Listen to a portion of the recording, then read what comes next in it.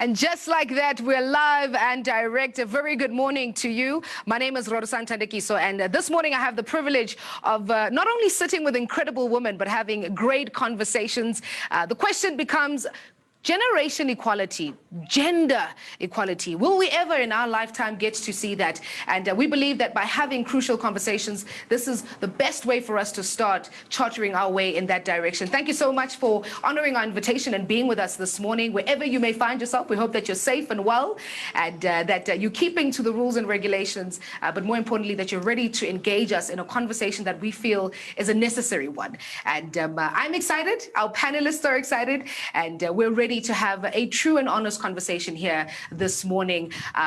In our midst, we are so honored to have the Deputy Minister of Public Service and Administration, Honorable Sindisiwe Chikunga, who is joining us this morning. And also joining us is the Director General of the Department of Public Service and Administration. Ms. Yoliswa is also here this morning. And I've got an incredible panelists that are ready to dish out the truth and hopefully give us solutions for way forward. And joining them all the way from Metropolitan is Ms. Ratabile. We also have Dr. Kaleng Mufugeng. We also have Dr. Kagiso Motse. We also have Ms. Kamogelo Mkhotsi. And a little bit later on, connecting with us virtually in this new time that we're living in, we've got Ms. Tamara. And a little bit later on, Dr. Vuyo, who is also on standby to have a conversation with us. Like I said, all you have to do to be a part of it is simply get onto our Twitter page. It's at the DPSA. And our hashtag today is I am Generation Equality. And we're going to be starting there. They're beautiful. They're gorgeous. They're sitting behind me.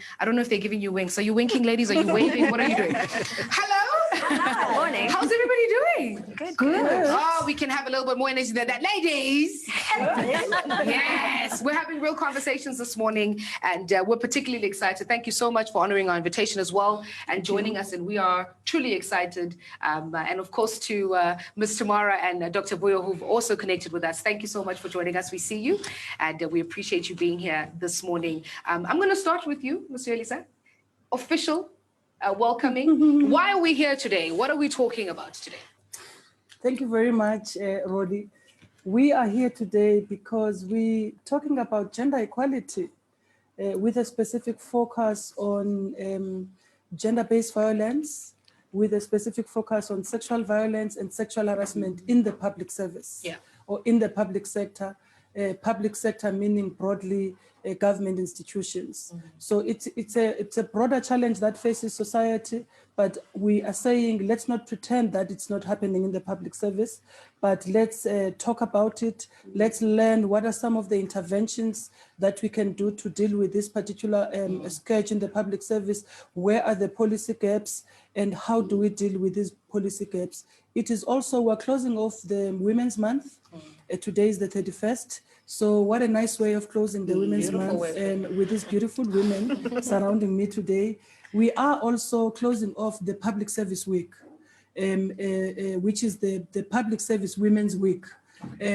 So last week we have been very busy in the public sector, government departments nationally and in provinces hosting their workshops and their activities with women in the departments, as well as giving a report back on the work that has been happening in terms of dealing with these particular issues. Of concern for us, amongst other issues in the public service, is how we deal with issues like sexual harassment. There seems to be a silence on sexual harassment. So those who are victims of sexual harassment, it's not clear how they get supported. At a policy framework, we have policy frameworks in place, but the advocacy, the championing of those policy framework in the workplace is one of the areas that are affecting us. So we're quite happy to be here today, just to also thank our partners, Metropolitan Health, for really affording us this opportunity to be in this studio and to look so gorgeous. In terms of this particular program and the excitement and the content behind it. And we look forward to more engagements and more partnerships with a number of other players in the space that we're in. We're open for partnerships. We're open to work with people who want to work with us as the department. Ours, lastly, as a department, we set norms and standards on a number of issues that relate to the public sector, be it transformation in the public service, and the work that we're doing on gender equality is work that forms part of the transformation agenda in the public service. And so we take this engagement today seriously, and other engagements that we've been having, part of our webinars, as part of engagements that are aimed at making an input in our policy processes, because we, as part of setting norms and standards, we issue policy frameworks to departments on how we approach these matters. So we're happy to hear from people, where can we improve, where are the gaps policy-wise, and what can departments, what can government do to improve and close these gaps on some of these issues. So broadly, that's it. That's why we're here today. I think we're going to have quite a rigorous conversation, because we can't have this type of conversation and there's no truth. And there's no admitting to policy maybe failing, and the gaps that you're speaking about, and what people are feeling. I know you're going to slip up quickly because you have another quick, but you're joining us a little bit later. But before you go, would you do us the honor? Did you hear me change my language there? Yes. Would you do us the honor of introducing Deputy Minister? I know she's going to be giving us a keynote, as well as just being part of the panel and discussing with us here this morning. So I have consulted with the Deputy Minister, and I've indicated that with her permission, I will not be doing the frills, because you are here. I don't understand why you can't do frills, guys. I am queen. You are here to do the frills. So she is Miss Sindisiwe Chikunga. She is the Deputy Minister for the Department for Public Service and Administration. She's a leader in her own right. She's an activist in her own right. She's a mother. She's a daughter. She's my Deputy Minister. And the most important thing is that she's such a beautiful woman. Her heart, outside and inside. So that's how I want to introduce her. Thank you. Those were frills, but the right type of frills. Deputy Minister, it's an honor to have you. We can't wait to hear what you have for us in store this morning. Please take over. No, thank you very much, Program Director. Let me acknowledge the presence of our DG, our panelists, DGs that are joining us virtually, our public servants that are also joining us virtually, members of the media that are here, ladies and gentlemen. It is indeed an honor for me to be part of this very important webinar to discuss gender-based violence, sexual abuse, and sexual harassment planned by the Department of Public Service and Administration in partnership with Metropolitan Health. Can I share with you the story? A woman who works in the rail sector, working her normal shift in the rail tracks, was raped by a male colleague. She reported the atrocity to her immediate supervisor, who was also fortunately a woman. The supervisor listened attentively, and she responded and said, I also was repeatedly raped by one, and one of the persons who raped me is my current male manager, whom I'm supposed to report this case to.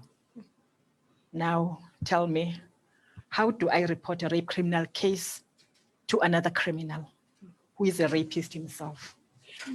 And she said to this young girl, I suggest that you open a criminal case against your rapist. And this is a true story. In another department, 5 interns, 2 males and 3 females from higher education institutions joined one of the departments in the public service.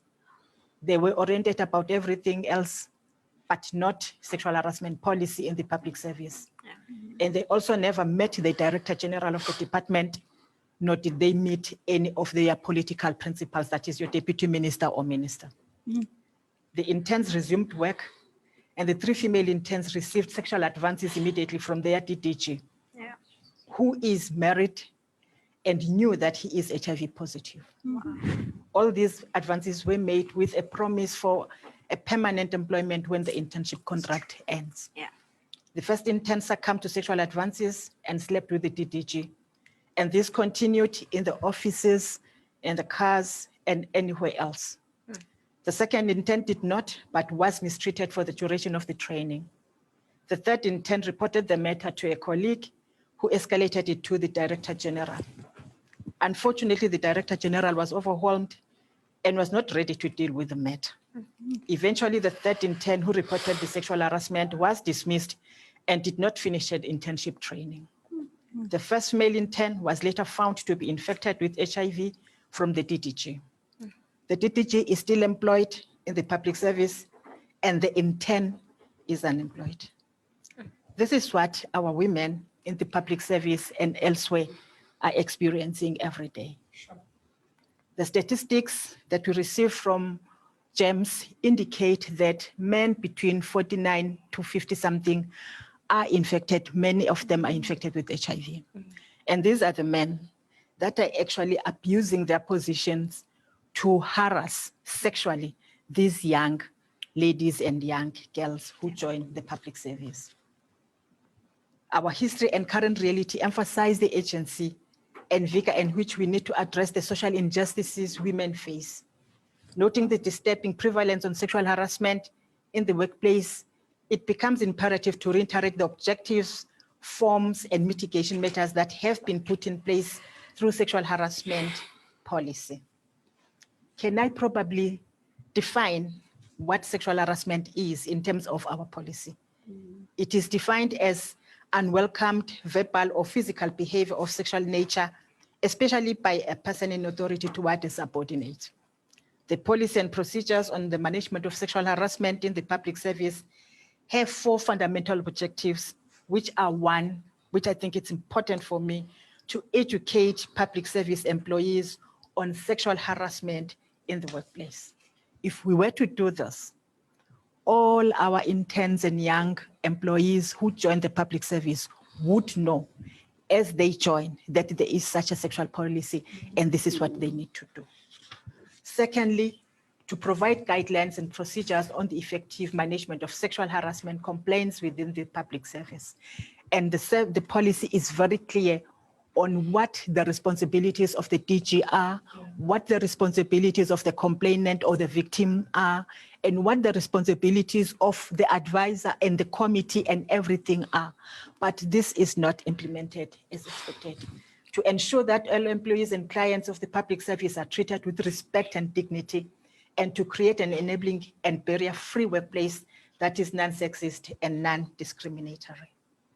In an effort to deal with sexual harassment in the public service, government have also put quite a number of policies, legislations, plans, and procedures for the prevention and management of sexual harassment. The Constitution itself is one of those legislations that actually aim to ensure that we have a secure environment for all employees who work in the public service and of course, private sector. The compensation for occupational injuries and diseases also is one of those, because sexual harassment is categorized as sexual harassment, in fact, as occupational injury. Another one is Labor Relations Act itself, the Employment Equity Act, the Protection from Harassment Act. They are all there to ensure that we have an environment that is conducive, an environment that promote a free workplace and conducive workplace. I also want to indicate that further, the legislation and code of good practice, the policy and procedures for the management of sexual harassment in the public service puts it at the doorsteps of DGs. This is how it takes this matter seriously. It puts it at the doorsteps of each Director General or HOD to implement the policy, establishing structures and appointing officials to deal with sexual harassment cases at the workplace. These, they include the appointment of sexual advisor. This person can actually be appointed for each case or for a fixed period, but also of ensuring that we have sexual harassment committee as a support structure to sexual advisors. This can actually, even if it is not mandatory, but it can actually be put or appointed each time there is a case. But in many of the cases, we don't have such committees. Misconduct related to sexual harassment in the public service reported in 2019-2020 was found in the poorest performing provinces where there was no reporting and or incorrect reporting with a high level of non-compliance. The analysis report revealed that there were some cases that were cancelled, but most of the cases reported were not resolved within the required 90 days.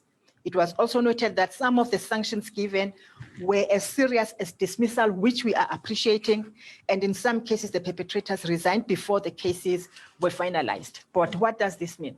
It means that the perpetrator might find himself some employment in another department in the public service, so that he's also able to continue harassing and pestering probably other women in those departments. It is therefore the responsibility, I believe, of every employer, every employee to familiarize themselves with such important prescripts, especially women who are mostly at the receiving end of this despicable patriarchal system, which is institutionalized in some part of our public service.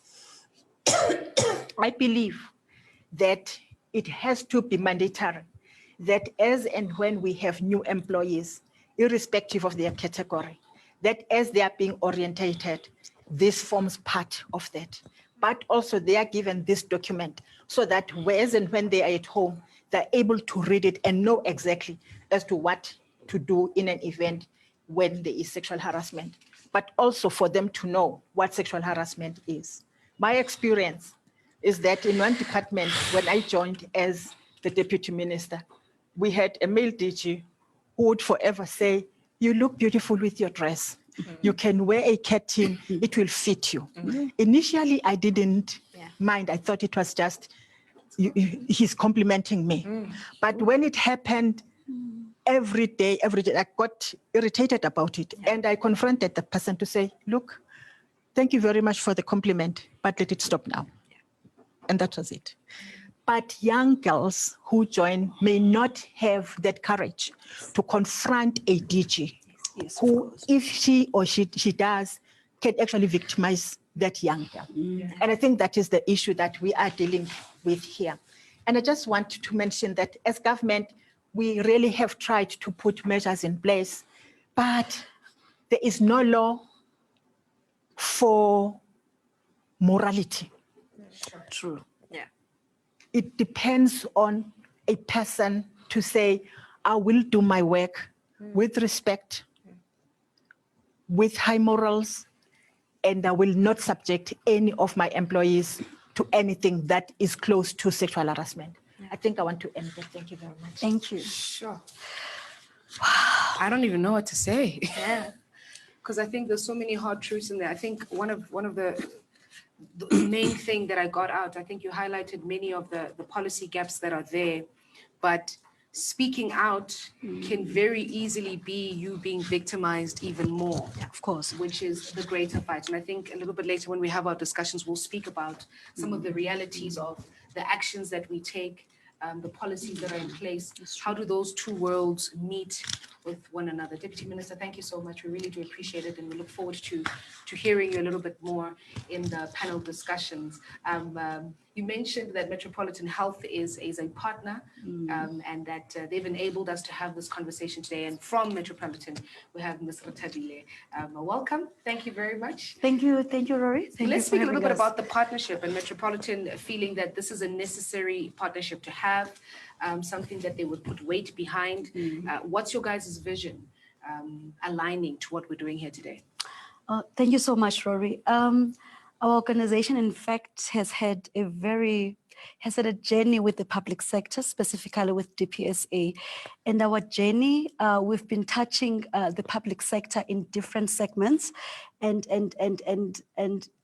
ours has been to provide, making sure that then the workforce is healthy, the well-being of the workforce, and the workforce is productive through different programs that we've been running as an organization. So when this invitation came through to actually partner with the DPSA on such an important topic or aspect to discuss, we did not even think twice, because it aligns with one of our core values, which is creating a diverse workforce where women's rights are encouraged and protected, where women in our entity are actually given space and an opportunity to thrive within the organization.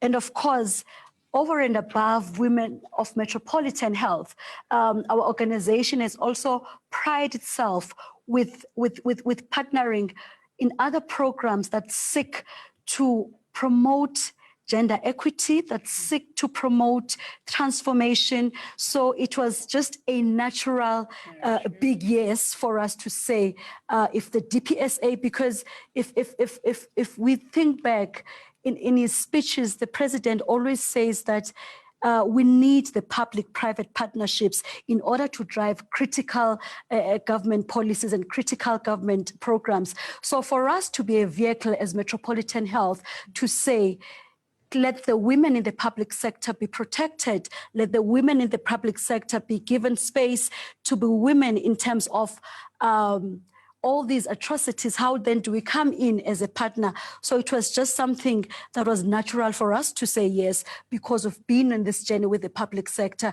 And we quite encouraged Deputy Minister to say that we may not be having answers today as a panel, but you have a willing panel to say, let's engage beyond today, to say, how do we provide answers moving forward? So Rory, ours, we are almost on, we are ready, because it can never be, you see, gender-based and sexual harassment problems are never a women problem only, are never a government problem only. It's a societal problem against perpetrators, and therefore strategic partnerships then become critical in solving these issues.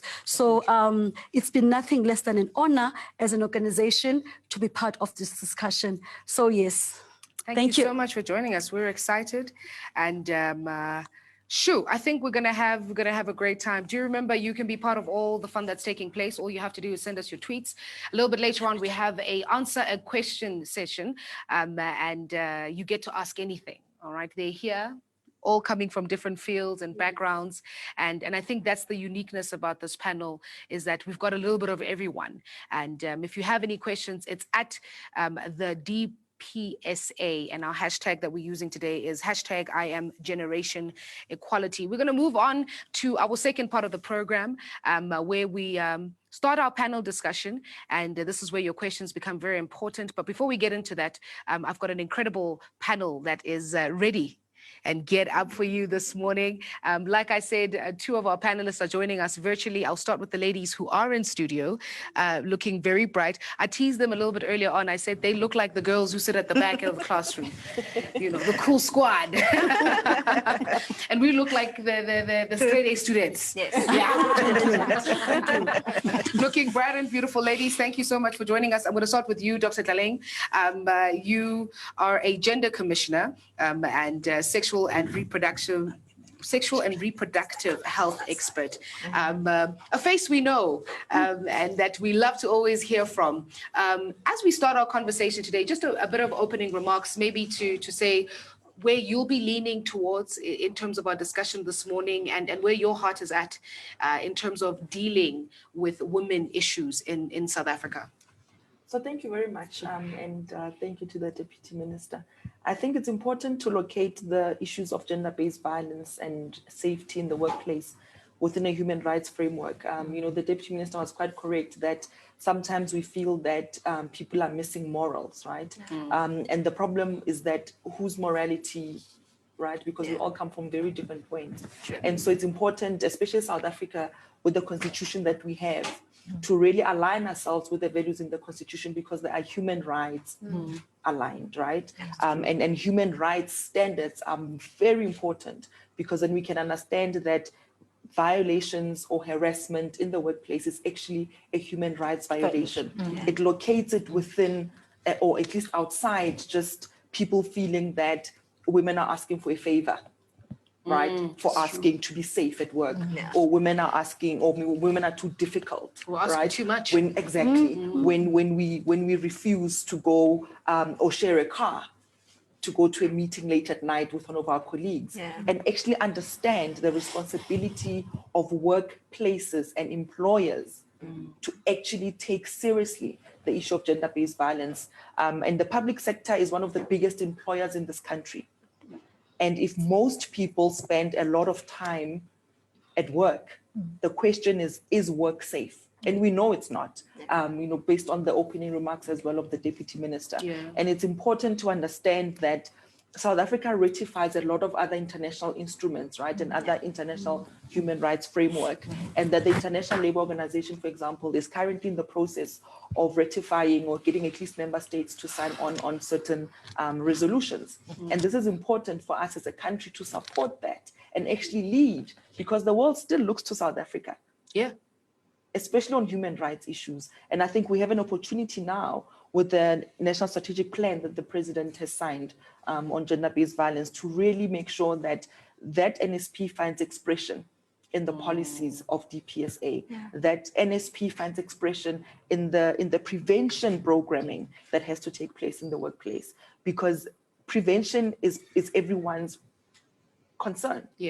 Because we can respond to violence, but we actually want to live in a world where there is no violence. So when you're saying, generation equality, what does it look like? It actually is free of violence, and we all have that human right. So I think as much as the response is important, we actually have to look at what is the duty of the employer in terms of prevention. And all of those have to center the victim or the survivor, because we can't design policies and not have the people whose beneficiaries of those policies are not on the table. So women must lead in terms of policy review and policy updates. Women must lead and tell the employer, in this case, the DPSA, what are the challenges in the systems in terms of response. The time turnaround is important, because often secondary victimization happens in that period once you've had the courage to speak. That's actually not the way it ends. And we need to be honest with people and say, actually, the harder path is not actually speaking out. It's all the fallout that keeps you silenced. And then having an employer, in this case, government and all these departments who are really in tune and understanding the culture that has become so institutionalized, that's anti-women, that's anti-Black, that sometimes criminalizes poverty. Right? And really not look at gender-based violence as an isolated issue, and realize that there are many other structural problems that enable violence to happen in the workplace. And it's important to keep all of these different, important, issues on the table when we're talking about GBV. It's not just about the response to it, it's about preventing it and actually looking what is the culture in these institutions that will further enable violence to carry on. Definitely. Thank you so much, Dr. Tlaleng. There, human rights, it's a human rights issue. Yeah. And I think sometimes because it's August, during August, there are conversations that take place. And then it kind of feels like the woman conversation. We wait for 2021 to come and have the woman conversation. And we miss the issue that the fact that it's 365 days. It's a human rights. As long as we're human, we should be having these conversations and we should be correcting. Dr. Kagiso, I want to come to you. You're a youth and gender activist. You are a specialized physician, but you're sort of leaning towards the access of quality healthcare and just the taking care of vulnerables, the people who find themselves vulnerable, particularly when it comes to the public health care sector. Are we struggling in that space? Are women having to jump hoops? What's your take this morning? I was listening to the Deputy Minister talk and I thought to myself, I've been in public sector for about 12 years, basically since finishing med school.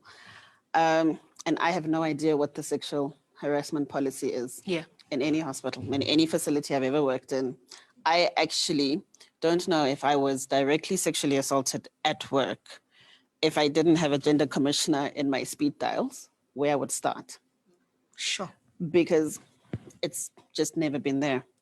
And I think for me, that's the issue with our public service. It's top heavy. It's top heavy in management and personnel, and it's top heavy in policy. The policies don't translate down to us, the people on the ground, the people that are actually working.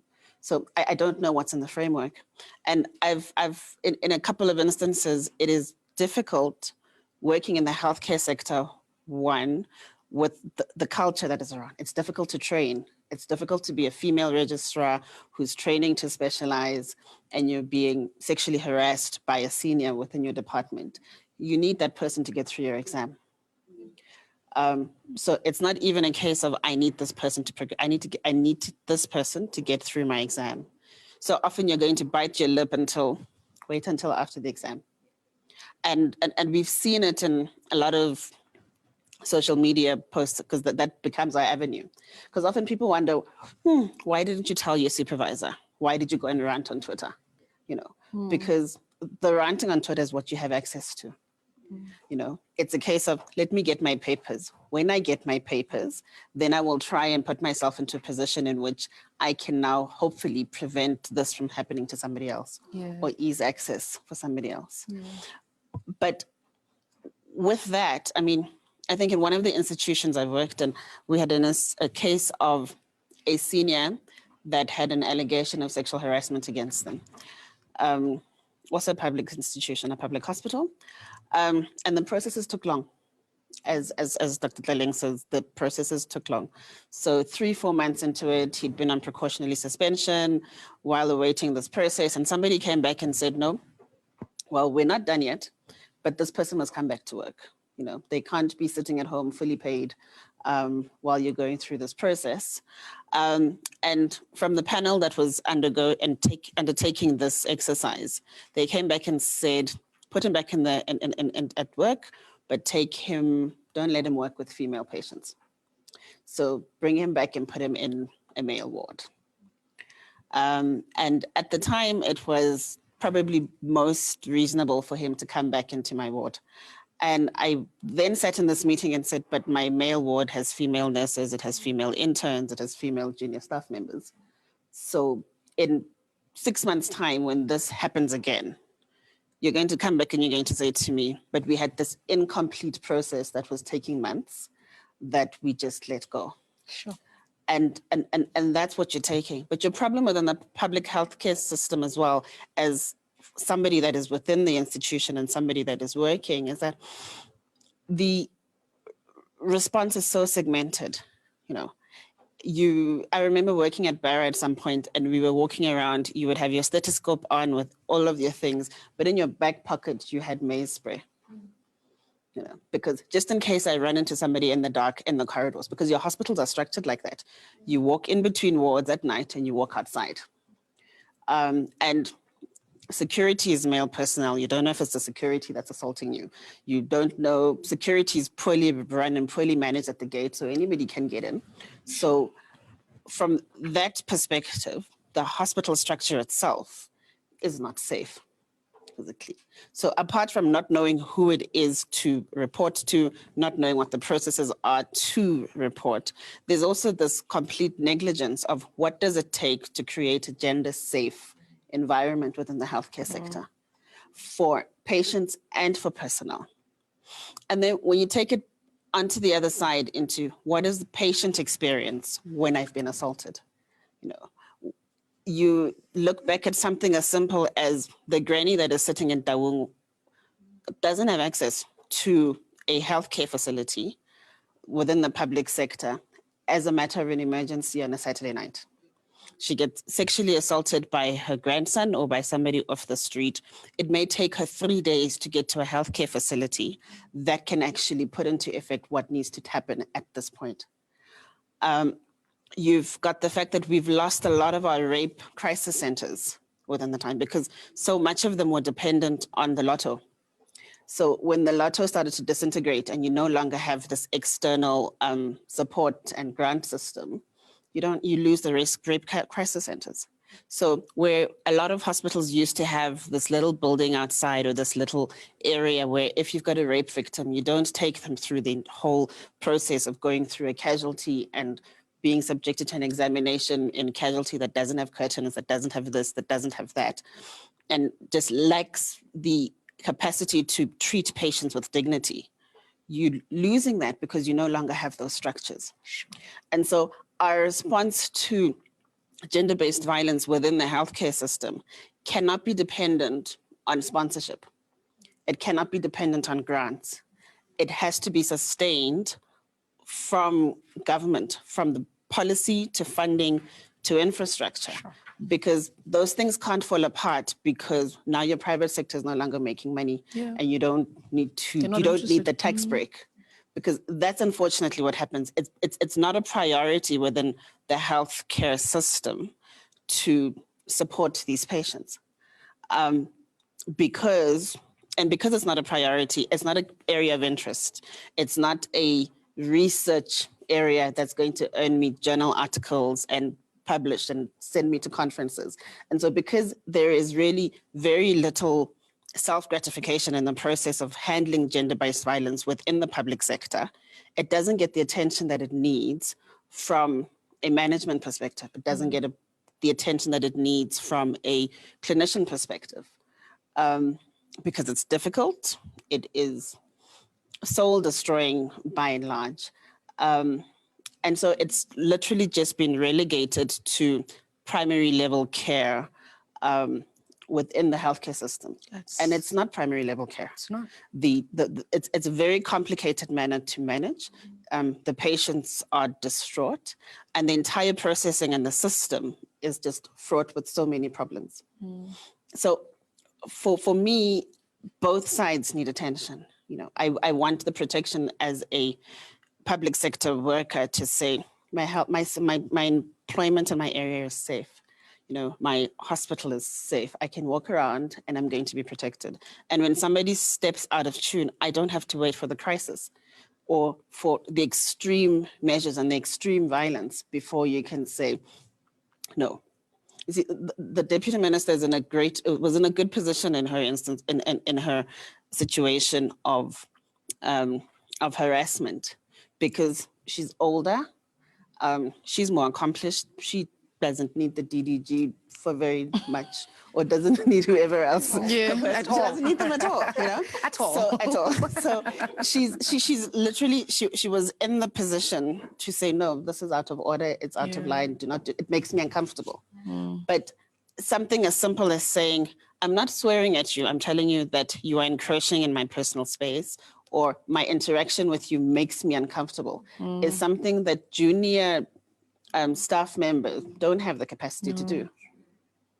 So you grin and you bear it and you smile through it, and then you go home and then have to subject yourself to that experience on a daily basis. And where she doesn't get worse. And when she doesn't get worse. So that's the issue. It's the top-heavy naturedness of the public system. The policies are too complicated. They are too long. They're hundreds and hundreds of pages, some of them. True. And I've seen some of the policy documents people put in front of me. I don't have the time or the capacity to read them. So at some point, we have to come back and say, right, what does the person on the ground need, and implement it in its most simple nature? Because having flowery, long policy documents, just you can't translate that kind of statement to the people on the ground. Yeah. I think also with the reality of, you know, we can't detach women from the society that they come from. So our workplace is an extension of our society. So I'm just, as you're speaking, I'm just going, for argument's sake, catcalling. In a day, if you're a woman catching a taxi between Brie and you're walking to, there's so many people who have so many things. Let me rephrase it. There's so many men who will have so many things to say to you that we're so desensitized that it's normal for somebody to go, hey, you know, it's a comment, you know, somebody, it almost makes it a norm. So you come into the workspace and you feel like this is just an extension of the hood I come from. This is an extension of a normal weekend when I'm minding my own business, going shopping, that there's some man out there who feels they can say whatever they want to say, how they want to say it, and I'm meant to take it, you know. And I think you bring out valuable points. I can't wait for the Q&A sessions. I think it's going to be quite exciting. Sitting right next to me, looking absolutely gorgeous, Kamogelo, you're an admitted attorney. Yes. A legal administrator, but more importantly, you are a young person. Yes. You know, and I think a lot of people, a lot of our panelists have touched on the fact that from a junior perspective or younger, we come into spaces and you just are looking for a big break. You're not trying to mess with nobody. You're not trying to get into trouble. You're trying for everybody to like you because you're trying to stay as long as possible. From a legal perspective, you know, are we aware of what our rights are? And I'm going to, you know, step into what Dr. Tlaleng was saying, that are we aware of our human rights? Do we come into the workplace conscious, or do we come into the workplace just ready to work, not be seen, do what we have to do to get by? Yeah. Thank you for the question. I think it differs. Our personalities also play a role. You have me, who's very confident. When I came into the public service in 2018, I was already an admitted attorney. I'm very confident. And I feel as though there are certain instances that I could possibly classify as sexual harassment, but I've been able to just shake them off. And I think from what the DM was saying, it's actually quite wrong. It shouldn't have to be that way.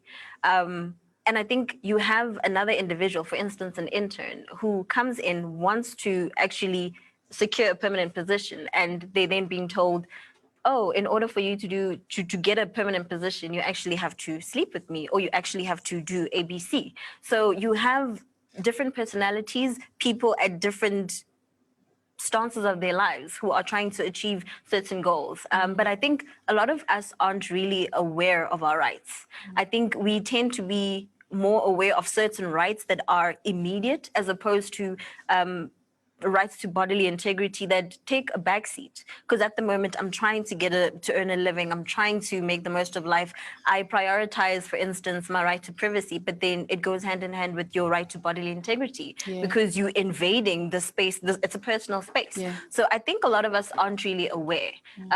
Sometimes I actually tend to be ignorant as well. As a legally qualified person, I can also attest to the fact that I don't really know what our department policy says on sexual harassment. Hence, I say there have probably been instances that could be classified as such, but because of my ignorance. So I think that's also another thing that makes us not to be aware of sexual harassment or sexual assault in the workplace. So yeah, I think a lot of us aren't really aware, and it's something that should actually, we should actually take quite important. Yeah. Yeah. All right, I'm looking forward to hear what you're going to be saying a little bit later on in our Q&A. We're crossing over to one of our panelists who's joining us. What's the correct English term? Virtually, that's the word I'm looking for. Who's connected with us virtually. Dr. Vuyo this morning is joining us. Good morning. Good morning, and thank you for having me. Thank you so much for joining us this morning. You are someone who is quite noted to be quite vocal on these type of topics. I want to hear where your stance is this morning. Where's your focus point this morning in terms of our conversation? You know, it's funny, as I've been listening, I was listening to the Deputy Minister and I was listening to Dr. Mutse just now. I worked, you know, for a few years after I qualified as a doctor in the public sector, for a few years, for about 8 years before I joined the public sector, the private sector. And even being in the private sector, I was asking myself, have I ever even seen a sexual harassment policy? Maybe it's out of ignorance, maybe it's not something that's highlighted that women are aware of, but I've never seen one. I've never read one. I don't know how many women are actually aware of that and aware of their rights. Even if they were aware of their rights, do they feel protected to speak up? I remember as a junior doctor when I was an intern in one of the secondary hospitals in Gauteng, actually. There used to be this male porter, and we worked a lot in casualty, who would, you know, make those subtle comments about your looks or what you're wearing, like the DM was saying. Or just sometimes stand too close and just make you very uncomfortable. You always have that thing in your gut that tells you when your space is being invaded and someone is really being inappropriate, even if it's meant to be a joke or it sounds like it's a joke.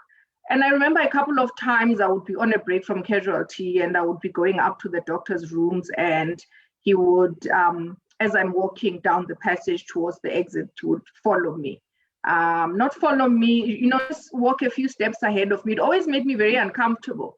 And I would just walk very fast until he, of course, said goodbye. And, I was always very polite and I would smile, probably told one or two friends or colleagues, and always felt very uncomfortable just by his presence, by the way he spoke to me, by the way he looked at me. But as a young person then, I guess I wasn't as confident I am now, and as outspoken. Did I ever really report it? No. Did I ever think that I could report it? I don't think so. It never really occurred to me. I guess now, as someone who's senior in an organization, it would be easier for me if there were certain advances or certain comments that are made by men where I would feel uncomfortable. I would definitely speak up for myself. But what does it take for us to create a very safe or supportive environment for women to know that it's safe to speak to someone? And if you do speak to someone, is that someone going to believe you? What awareness are we creating? So if women are not even aware, there's 2 women now, 3 women that have said they're not aware of any sexual harassment policy, or if they are there, then certainly we're not really talking about them enough. So are women feeling safe in the working environment? Do we feel like we have a voice? And do we feel if we were to report that, are we going to get the support that we need? Are we women going to support those women, or are we going to be part of the problem in terms of either trying to sweep it under the rug or say, oh, you're being too emotional, or you're overreacting and things like that? Because one of the challenges we face as women is even if you're a woman in leadership. I was laughing a few weeks ago as part of my postgraduate studies. There's this course called leadership development. So you have to ask your peers, your direct reports, and they have to rate your leadership skills. And one of the things that came out for me was they were good and bad. But one of the interesting things was someone said, oh, she's too opinionated. And I thought, what does that mean? Like, I've never heard anyone say a man is too opinionated. What does it mean to be opinionated as a woman? So you should know your place as a woman, I guess. So you should have an opinion, but not too much of an opinion, because if you express your opinion, then surely there must be something wrong with it. Or the other words that come, you're too aggressive. How are you aggressive? Because you express your opinion and you stand for what you believe in. And I think those are the messages that we need to be careful about, the way we communicate to women, the way we make women feel, where they almost feel like, well, I can't speak up, I can't be as vocal, I need to sort of push myself down a little bit because I can't be as outspoken as a man, because as a woman you constantly always sort of minding how you are because of how people react to you. So I think we really need to also, as women, look at our biases to say, are we supportive of women enough? Do they feel safe that they're able to speak up if things like this happen to them? And are we going to support them or not? Sure. You raise such valid points there, Dr. Vuyo. I think for me, listening to what you're saying, one of the things that came to mind is the idea, particularly as Black women, endurance is like a crown for us. Like we're given, Mbogoto, you know what I mean? You've got to endure things. And you're like, where does that come from? Because we end up enduring things that you're not supposed to endure because you're supposed to be strong. But yet if you speak out, you're weak. If you're opinionated, there's a problem. And it's like, where do we, how are we actually strong? When do you guys perceive us as being strong? When we're taking on things that we're not supposed to be taking, then we're glorified as being strong, you know, which is, I think, I hope we will touch on that, just how we've been socialized to see ourselves and how that is, I guess, a catalyst to a lot of the things that we see happening in society. On standby for us, Ms. Tamara is virtually linking with us. Good morning. Good morning to you. How are you? I'm good, thank you. Are you milking the last day of Women's Day? I'm milking it for everything that it's got. Are you milking it? Unfortunately, I'm not. I think this Women's Month has been extended for whatever reason. So I think one will still be running around for the next few days. That's good. That's not a problem. We receive that. Thank you so much for linking up with us. You know, some of the things that came up, and now we're doing a count. How many of us actually have seen a sexual harassment policy? How many of us have interacted with one? I have now joined because I'm sitting here going, no, I've never encountered one. I wouldn't even know what is stipulated. And I think Deputy Minister kind of touched on it a little bit and gave us a bit of a definition, but a lot of us have not come across. And I would like to think we are exposed women. We probably sit in the, you know, in the cluster of women who probably should have come across a policy or two. What then does that mean for many other women who might not have the opportunities that we have? I know that policy is key to you, and sexual harassment is key to you. Can we speak to the unawareness? Is it because we are not investigating enough? Is it because we are lazy to go? Or is it because it's not there?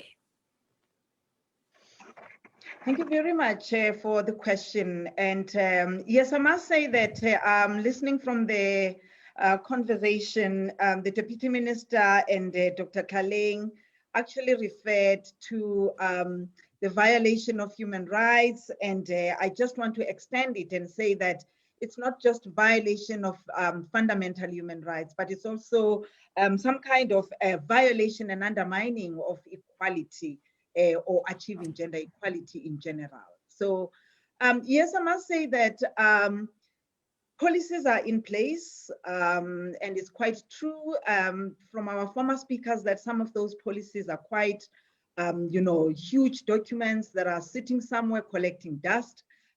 Most of us have never seen those policies. But I just want to just quickly refer to the work that we have done as the Commission for Gender Equality very quickly over the past 5 years in terms of just looking at whether these policies do exist or, you know, sexual harassment policies don't exist at all. So in the previous 5 years, the Commission for Gender Equality did some kind of investigation, especially with the public sector, just to look at whether the public and the private sector do have these policies. So we managed to look at government departments, private sector companies, and we were saying that we request government departments and private sector companies to come and appear before their commission just to talk to us and account on gender transformation and the implementation of the Employment Equity Act. So basically that's the kind of work that we did in terms of investigations. So part of that investigation was to request them to furnish us, amongst others, with sexual harassment policy or policies, and whether these policies were applied and whether these policies were known by employees and employers themselves. And to our amusement, we discovered that, yes, in South Africa, we do have some legislative frameworks, of which those legislative frameworks are supposed to be aligned to the policy frameworks that we develop for each public entity, a government department, or a private sector. And just to mention them quickly, some of those domestic legislative frameworks that we have for alignment purposes, we have the Constitution of the Republic of South Africa, and Dr. Kaleng did mention that, you know, there are values within that Constitution about which talks about human dignity, it talks about equality, it talks about freedoms. But we do have Labor Relations Act of 1995, we do have the Employment Equity Act of 1998, we do have the Code of Good Practice on Handling of Sexual Harassment Cases 2005. Now, if you look at what we have domestically, those are the ones that I can just quickly talk about. But we are signatories as South Africa to some of the international as well as regional instruments. And if I can just mention one amongst many, we do have the Beijing Platform for Action, which actually stipulates, in fact, it was adopted, and it stipulates something about, we need to make sure that, there is no violation, there is no discrimination on the basis of gender. And these are some of the principles of equality that we need to talk about. Now, very quickly, I just want to just refer to some of the findings, because I think your question says, are we ignorant? Are they there? Are they not there? So some of our findings were as follows.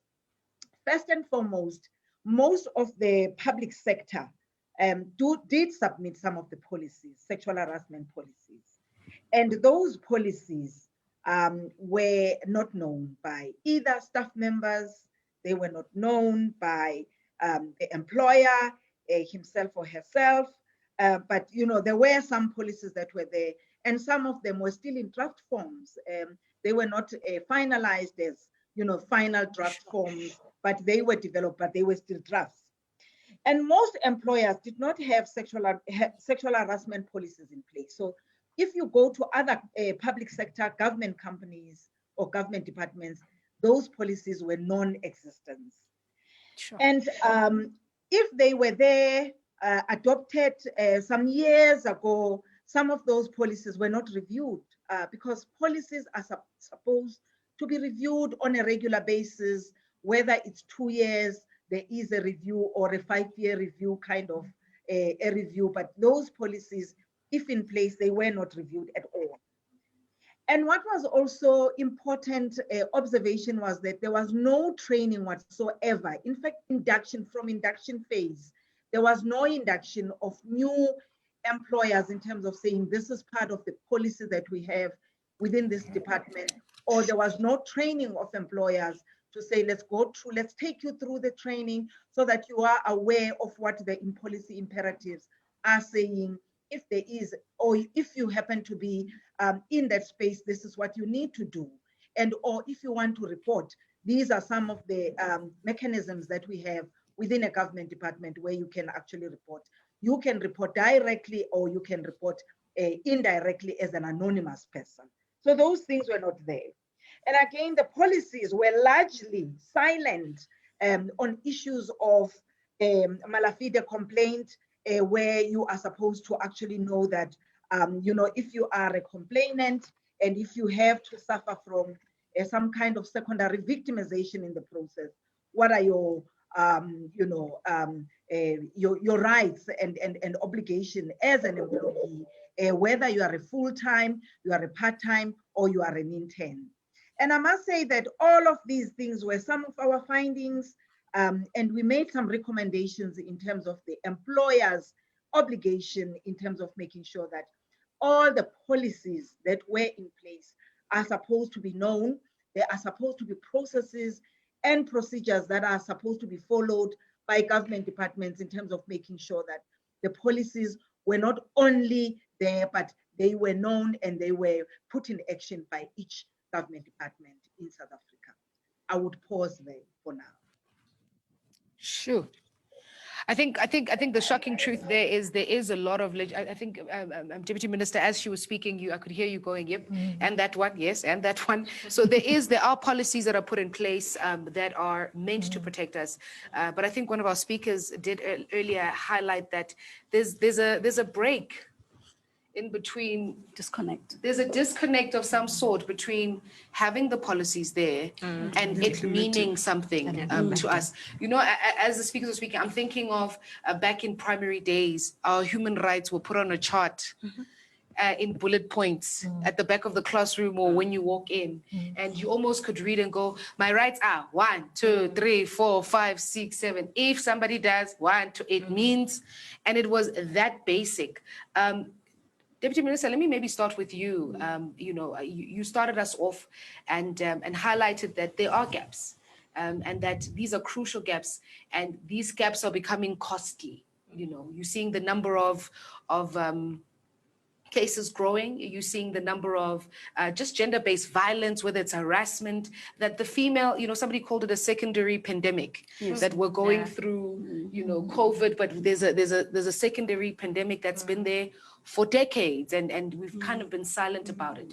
How do we begin to merge these two realities, that here is an issue, here are good, sound policies. What are we doing wrong? Why do the two not speak to each other? In fact, when the doctor was checking and she said, I've been in the public service for 14 years, and the next one said the same thing, and she's saying the same thing. And I felt like also saying, as a matter of fact, I got to know about the policy when I joined the Department of Public Service and Administration. And that is true. I was at transport. I didn't know that there was such a policy, despite the fact that the very scenario I narrated, it actually is true. It's a true scenario in the rail track, sector, where women are not expected to be out there, or they are out there in the railway tracks with men, because it used to be dominated by men, and they think that they're encroaching into their space, and all that they see in them is these sex objects. And I wasn't aware that we have such a policy, and I really want to encourage all of us to get the policy. It's in font 14. It's a 25-page, very interesting. Font 14. It's very key. Because if it's 14 down, we're not coming. and it is so clear. It actually tells you what to do if you are sexually harassed, but it tells explains the role of the DG, the role of a person that he appoints to deal with the issue. And it actually tells the DG that from the budget of the department, because this is an occupational injury, he has got to support this victim if there is a need, if he has to go to see a doctor and so on. From the budget, that person must be assisted. Very clear, and I think it's important. I think that the issue of policies that we have sitting somewhere and gathering dust is our problem. Not only for this one, for many others. I come from transport. We were out there talking about maritime transport policy. I was actually looking at their strat plan and their annual performance plan. There is nothing that talks to that policy. That is the first policy in South Africa to have on maritime. And we were talking about it and very heavy. There is nothing in the annual performance plan that talks to the implementation of that policy. Sure. So it's a problem that I think as the public service we need to deal with. And that's what the president has said, that it cannot be. For me, we don't need to write anything, honestly. It's true, we might have to review policies. I fully agree. Yeah. But even these that are not reviewed, they need just to be implemented. Yeah. And as we implement them, we will therefore see the need of closing the gaps. We will see the need of reviewing them. Some you can even implement with those gaps and get something out of them. Sure. So it's not like we have the best legislations as South Africa. I can tell you now, we have the best legislations, we have the best policies, but I think the whole issue around achieving targets, for me, it's a problem, achieving targets. And therefore, we set targets that do not talk to these things. Because if we were to set those targets, it will not be easy for us we have to do more in order to achieve them. Yeah. So for me, to get 96%, departments are getting 96%. But you have a doctor, I'm talking about somebody educated, who can read and understand anything that is here, an attorney who can read and understand and probably be able to say, maybe you need to correct this because in terms of the law, you are not correct. They're not even aware. Yeah. So there is a problem. And that is why probably my scenario was correct to say, these interns knew nothing about this, and it's a fact. Yeah, it's true. There are two men out there doesn't know that supervisor doesn't know, that manager, that DG sometimes in other departments, they may not even know that there's such a policy and they can't even therefore implement it. And that's it, that's it. And for me, I think we should not only talk to our senior managers, but even our labor unions. I think they should also be part of this on issues such as this, so that they're able to advise their membership, and that talks to their leadership as well. They can't But I think champion it's some and not others. Exactly. And I think we need to have these put in key performance agreements of some people in departments, so that when we say you have performed and you qualify for a bonus, it's because he has done something in implementing this policy. And people know about it. And we begin to talk about these issues. And I think for me that is important. But this also is creating a space for us. And I think we need to really appreciate Metropolitan Health, because in a way, we are therefore saying to South Africa and South African public servants to say, we do have a policy. And honestly, you can improve, but it is there, step by step, very clear. When I read it overnight, just within a day, in fact, overnight, because it was like, to me, oh, so we have something like this in the public service. It's there, and it has been there. It is being reviewed from time to time. From time to time. Yes, it's even providing the forms that you fill in when you want this matter being reported as a grievance. It's there. It's there. I think that's the first point of call. I think that even us here sitting, that's our next step of responsibility, to go to phone 14. Take a few minutes, take your time, read, and inform yourself as best as possible. I think the more well-informed you are, the more protected you are. But I think there's still other issues that we will touch on, that, people who are well-informed sometimes get sexually harassed, and it still does not result in anything. That's true. And that's the gap that we're trying to fill here this morning. Do remember, if you have questions, please go to our Zoom link. We have the Q&A section. It's a function. All you have to do is put in your question there, and we'll be able to see it. And one of our panelists will dare take it and run with your question. I'm going to come to you ladies this side. Sure. A lot of people spit bars. I'm a young person, so when we say spit bars, it means you dropped the mic a couple of times. Okay, you guys were spitting bars here today, and I want to come to one of them. And Dr. Taleng, let me start with you. Are we asking for too much?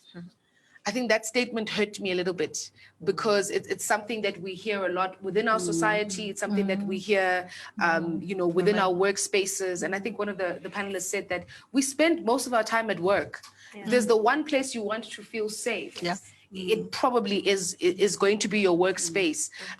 There's an ideology that women are needy.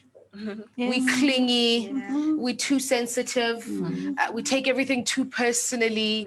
We're asking for a lot. How do we begin to change these mindsets? So I know there's policy which is there for legislation to make sure that the law takes its course. Just from a general mindset coming into a workspace, how do we begin to shift people's minds, women included, that we're not asking for too much, that we're not being clingy and needy and being sensitive? It should be normal for us to walk into a workspace and feel safe. Yeah, absolutely. And there's actually nothing wrong with being needy and being outspoken and all of that. And I think it speaks to the how often women will be criticized for exhibiting the very same characteristics that a guy will, or a man will, and they will be called exactly what you are saying: difficult, too loud, stubborn, difficult to work with, a bad leader. And the men will get awards for Boss of the Year for the very same characteristics, right? And so it's important to understand that the systems of oppression and prejudice and discrimination are the same. So you can't be homophobic and then suddenly think that you will be pro other rights. So people who are... It's true. Yes, it's the bars. And that's why we always have to think about... Sure. So if I'm Tlaleng and I'm Dr. Tlaleng and I'm prejudiced and I'm feeling all of these things and I'm also catcalled in the street, no one cares, no one knows, right? But imagine now being a woman who has visual impairment. Thank you. Yeah. Imagine being a woman or a young person who uses a wheelchair to get around. Imagine being a Black lesbian woman in the workplace, where even where you live every day, you are not safe from homophobic rape. You then come into the workplace because someone was ticking a box to say we employed LGBTIQA plus people. True. But no one is thinking, what does it actually mean to employ someone who's disabled, someone who needs to use mobility aids? What does it mean for these policies, right? That's true. To come alive. To come alive. But Yeah. if I need still, it's virtual working from home now. How many employees have access to technology that enables them to still be tapped into the workplace as a resource? Because now you are physically not at work, right? But you still get harassed by emails. Yeah. You still get employees harassing you via WhatsApp, right? I'm just laughing now sitting here. I've received a few emails with the government logo signature harassing me, and they're using state resources to do that. Exactly. Right? And so we need to talk also about technology and cyberbullying in the workplace too, because a person may be great in the workplace and they may be respecting everybody just as a decoy. But after hours, they are busy harassing you. And because you are at home, because it's after hours, it's a weekend. People are like, no, it was in a social space. So it's not our problem as the That's the true. employer. We're not included. You see We're not, what I'm yeah, saying? So this is the and it's the Sure. conditioning. So what you were saying about how women are perceived that way. So it makes it easy for people to violate us and to get away with it because we are constantly questioning ourselves in any case. So when someone does something to you, instead of saying, yes, that definitely doesn't feel okay, you can't even affirm yourself because already you are conditioned to be difficult. Maybe it's the always dress I wore angry. today.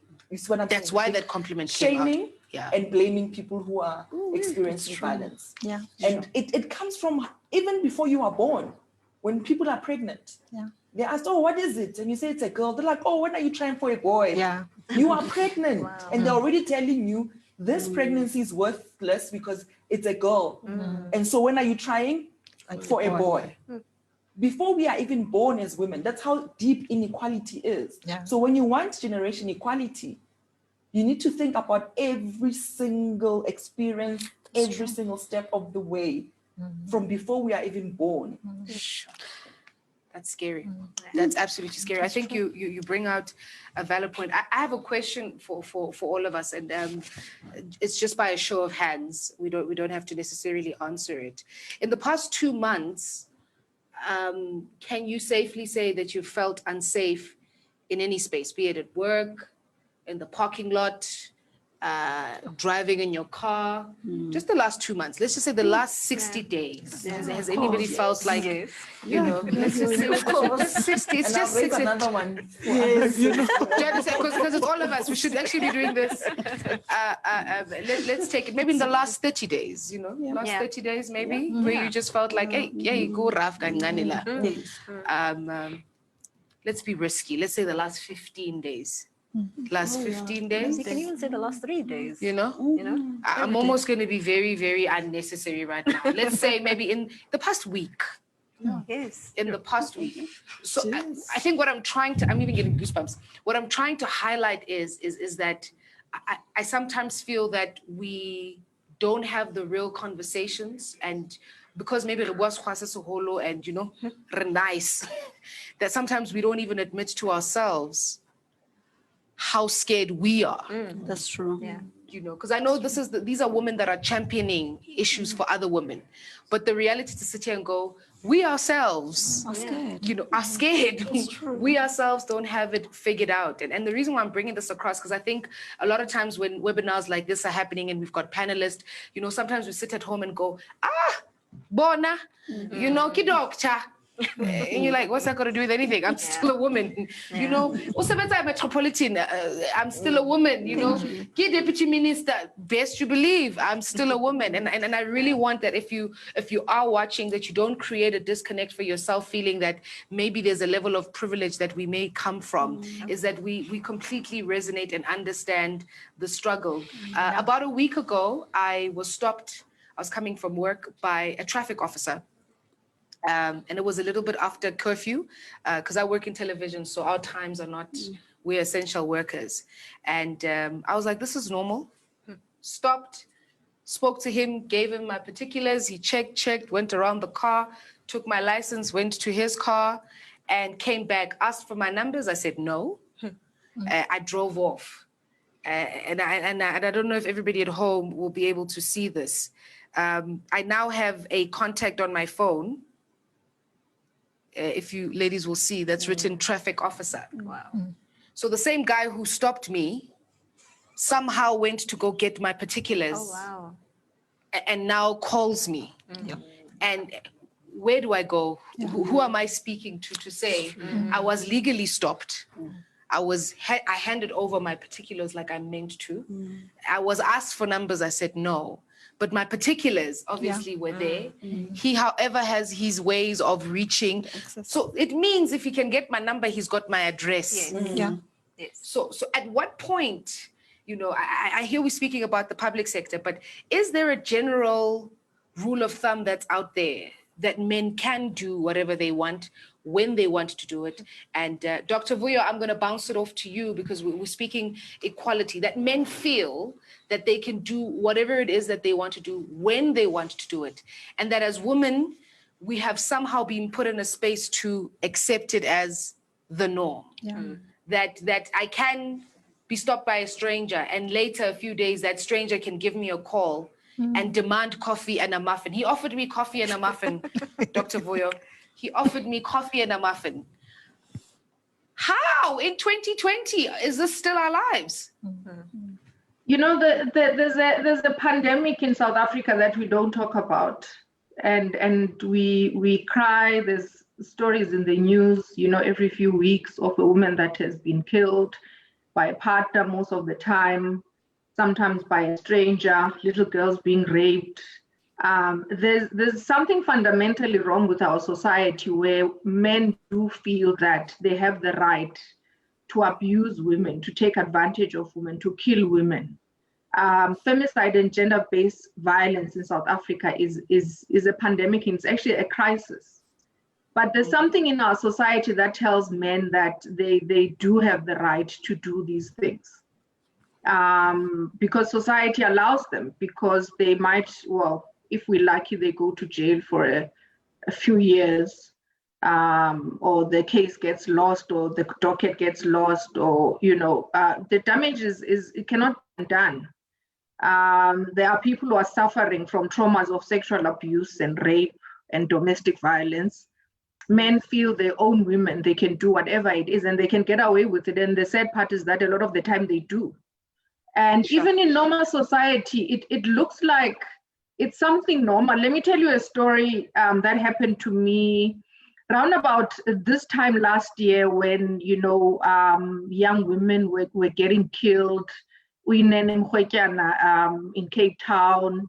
And it was a very scary time. You know, you found yourself very scared to go anywhere. And this one time I left work at around 6:30, and I went to Menlyn Mall, which is about a block away from my office. And I was in my car. As I parked my car, I look at my cell phone because someone at work had sent me a message.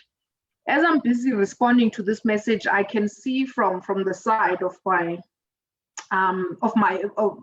eye that there's a shadow there.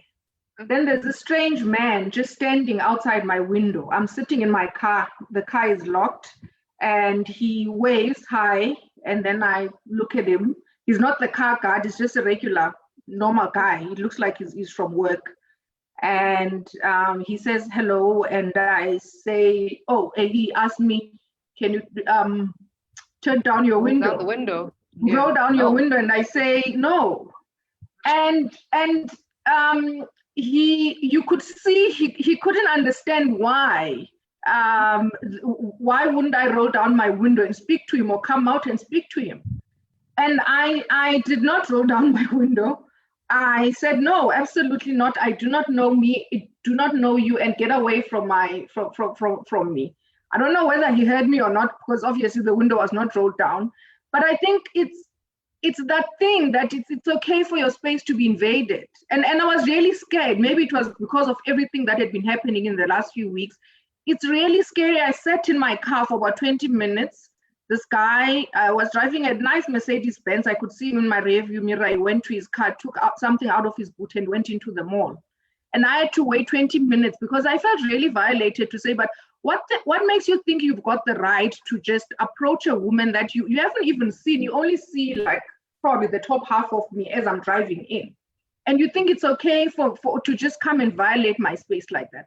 And the point I'm trying to make is, it feels like because men are so entitled to this thing, whether it's at home, whether it's in society, whether it's in the workplace, there's just something wrong with the way society has told men that it's okay, you can do this, you can, as long as you get your way, you can treat women any way you want. They don't understand the fear that we feel. They don't understand the trauma. And I mean, that's little compared to what women have gone through in terms of violence and domestic abuse. But this is our society. What are we going to do as society to make sure that enough is enough and something needs to be done? And it's not okay. And you do not have the right to treat women a certain way. Yeah, sure. I'm going to come to you. And I think she mentioned something that I think you touched on a little bit earlier on. What is that men feel that they can do whatever they can.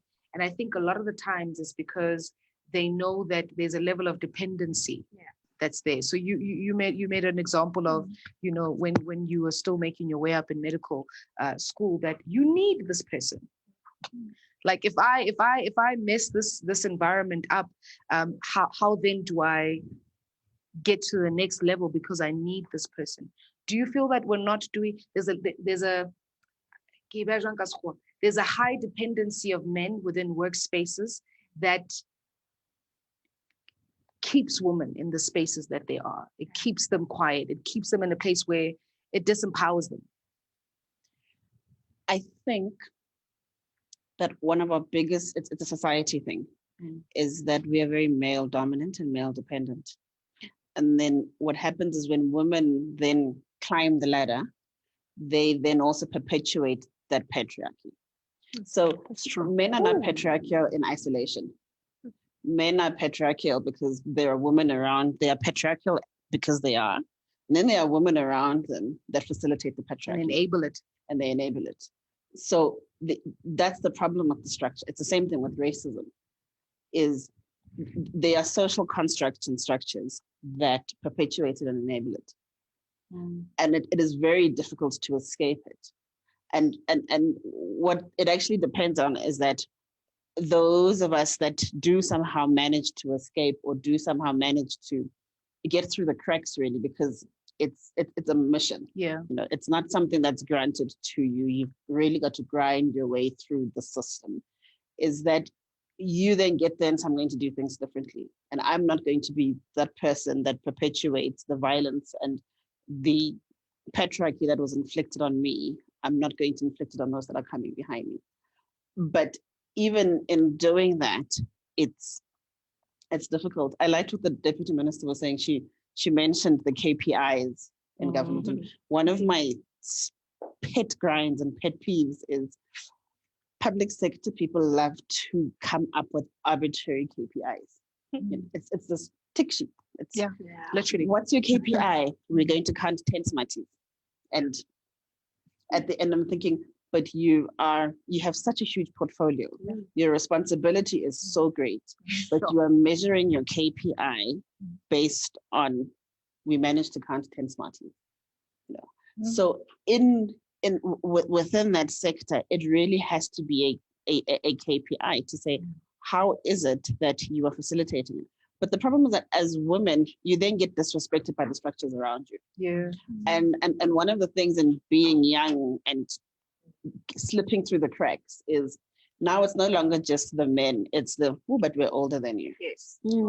So suddenly when I'm going to disagree with you because of something which I feel is fundamental, it's, oh, but you're disrespectful. Wadella. You know, wadella. You know, she's cheeky, she's overqualified, and we've been here for years. Yes. You know? But it's and those are the little things. So you chip away, and the problem is that by the time you get there, we're tired.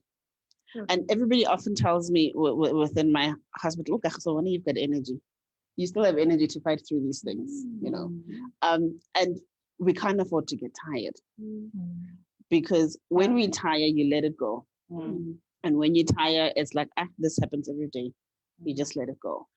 And I think that's the problem with the system. It frustrates you. The patriarchy frustrates you to a point that you tire. When you're tired, you become complacent and you let it go. And that also in itself helps to perpetuate it, because there's no longer that person that's sitting there that's like, this is wrong. Yeah. And this is patriarchal and this is unjust. You know how tirelessly a fly can work. Like since he can come into a room and decide that it's going to irritate all of us. It's basically what you're saying. Like you can't get to a point where you're tired of poking at it. Tired of poking at it. We've got a question coming through from Zondi, and this question reads as follows: what has or will be done to those who are alleged to have taken advantage of others sexually in the workplace? I'll come to you, Sisiyoliso. You know, I think Deputy Minister touched on it earlier on, that you gave us a true story, and you said he is still there at work. You know, you said after a few months we had to take him back in because it is what it is. You know, what's going to be done? Are there measures in place? Look, I mean, I think the Deputy Minister fortunately spoke a lot about the policy, the framework that is there on how these matters should be handled. Sexual harassment or sexual abuse is a misconduct, and therefore it has to be treated seriously as a misconduct. In terms of our processes, human, HR-related matters, so and labor relations matters, because misconducts are handled in that context, are handled by departments. So from a DPSA perspective, we issue policy guidelines, but also we implement in our own department, because we also have a department that is running there. So my call is really to heads of departments, because the policy is very clear. They have to know about these policies. They have to ensure that their departments have the sexual harassment policies. And maybe part of interventions that perhaps we need to do is to do some training or capacity building, even for our heads of departments, not just the HR people, but even for our heads of departments, for our DGs, so that they get to know about this intimately and they have to know what to do. We could make our policies a little bit accessible through, I mean, now in the space of digital media and using the digital posters and sharing the information around. I think there's space to do that. I think though, what is also important is that I think we have left gender mainstreaming to men to implement on our behalf. Sure. So we fought these battles around gender mainstreaming, around women empowerment. And to some extent, I always feel that it was hijacked by men who at a particular time were decision makers. And then they choose what to implement and how to implement and who to choose at a particular time to play a certain role in relation to that. I think as women, we need to really guard our victories around gender mainstreaming. The issue of women empowerment, the issue of 50-50, and I always say 50-50 policy, it's a minimum. 50% of participation of women is a minimum. We need to guard that jealously, and we need to work hard and fight and ensure that we don't lose in terms of these particular struggles. And lastly, it is my responsibility as a teacher of the public service to make sure that the policy is known.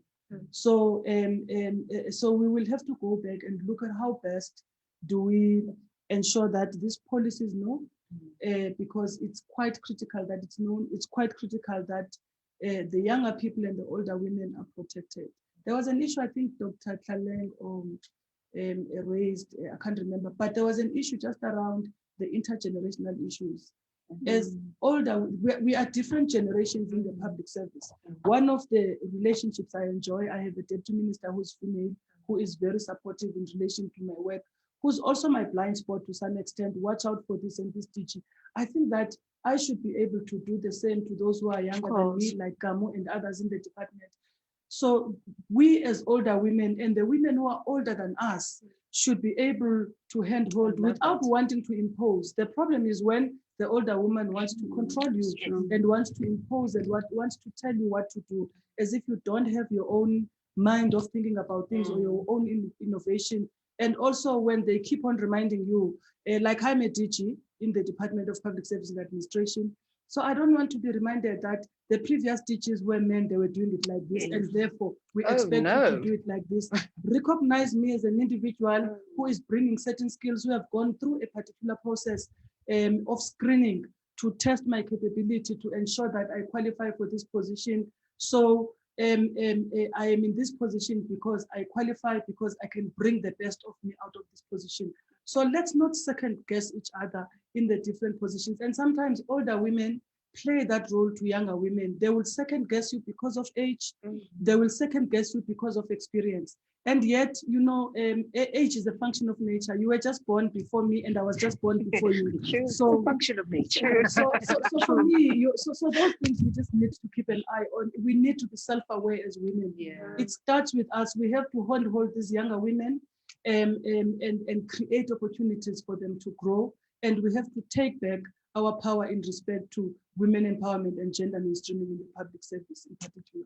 Absolutely. I wanted to add that DG is actually saying it's a misconduct, but it can also be a criminal offense. Yes, it can actually be a criminal offense, where you're going to have two processes running at the same time, the internal one within the department and the criminal one at the police station, criminal justice. Like anybody else. So that if it is rape, that must be reported and the person must be encouraged and be assisted. Tutuzela centers are there not only for women out there, but even for women in the public service to use, and as the doctor was actually saying. So I think that is important. Easily so, the process is that you lodge a complaint. That's what she was saying. You lodge a complaint to the head of the institution. If it is at a hospital, then it means to the superintendent or to the matron in chief, to the principal if it is at school, to the station commander if it is at the police station, to the head of prison. You go direct to that person. You can do it in writing or verbally. And immediately the head of whoever, if it is the DG, if it is whoever, will then have to appoint, if there is no a sexual advisor who is appointed on a fixed period, then they appoint that one. And it must be a person, the policy explains as to who should be appointed to serve, and the need to train that person. Confidentiality as well is the issue that should form part of that. So that is what you do. And depending on the nature of the complaint, they may sit in what the policy refers to as informal, formal intervention, where you say, she says you've touched her and she doesn't want that. You stop it. I'm saying, and you keep a record of that, but that is still regarded as being informal. But when then a formal procedure has to be followed, then of course the forms and everything and so on, a disciplinary process or a grievance procedure is lodged, a disciplinary procedure is followed and so on. Could be running a criminal so that actually also can be done, as the DG was actually saying, that it's a misconduct, but it can also be a criminal offense. Yeah, and I think that's where the policy becomes important, so that you know what is what. Do you want to add something there? Yeah, I mean, when Dr. Kagiso was speaking, I was just thinking about the fact that, you know, especially as activists, right, there's a certain visibility that comes with the work and then an expectation. And I think we need to realize that why we are not getting as far as we could, despite the policies that already exist, is because we have relegated this important issue of workplace safety and gender-based violence as an individual fight. So when Dr. Daleng gets tired, when Dr. Kagiso gets tired, the issue then ceases to move. We need to institutionalize this issue. We need to make it part of the workplace culture. We need to mainstream these principles and these important human rights and protect them through how we log in at work, through how the parking lot is designed, right? And we need to move them away from, because and many of us who are women are already survivors of violence. Yeah. So now I must survive my own violence. I must come to work and be an expert in whatever I'm doing and still hold space for other women who are going to experience violence in the workplace while I'm experiencing it myself in the same workplace, and then find these very negative, obstructive processes and be victimized again when you are trying to report and get justice done. And I think that's part of the problem, is that we make the fight back an individual fight as opposed to institutionalizing. And part of how the systems of oppression work is that they starve you of resources. So what ends up happening? It's me who will drive Kagiso to the Tutuzela Center, because now suddenly there are no police cars, or but I don't know, all the vehicles have gone out to project sites. Suddenly now I must stop working and now take care of Kagiso. And then you hear them say women don't take care of each other. Women do take care of each other. I wouldn't be here if it wasn't for other women. Right? So we need to put the responsibility and accountability where it should lie. Individual women in the workplace are not there to be each other's social workers, but we are, because we know the pain of these survivors ourselves. Men come to work, and they do it, and they get promoted within 5 years. And they say, yeah, we'll pull her down syndrome. No, it's because the workplace was designed for men to come and work. When he gets home, the same Taleng gets home and she must cook, she must help kids with homework, she must still be abused in her own home. And come back the next day. When will I get promoted? When the same guy I'm competing with at work goes home and the wife does everything. And everyone says, oh, men are so focused. What? Nonsense. So even with this COVID, I'm sorry. We're getting warm.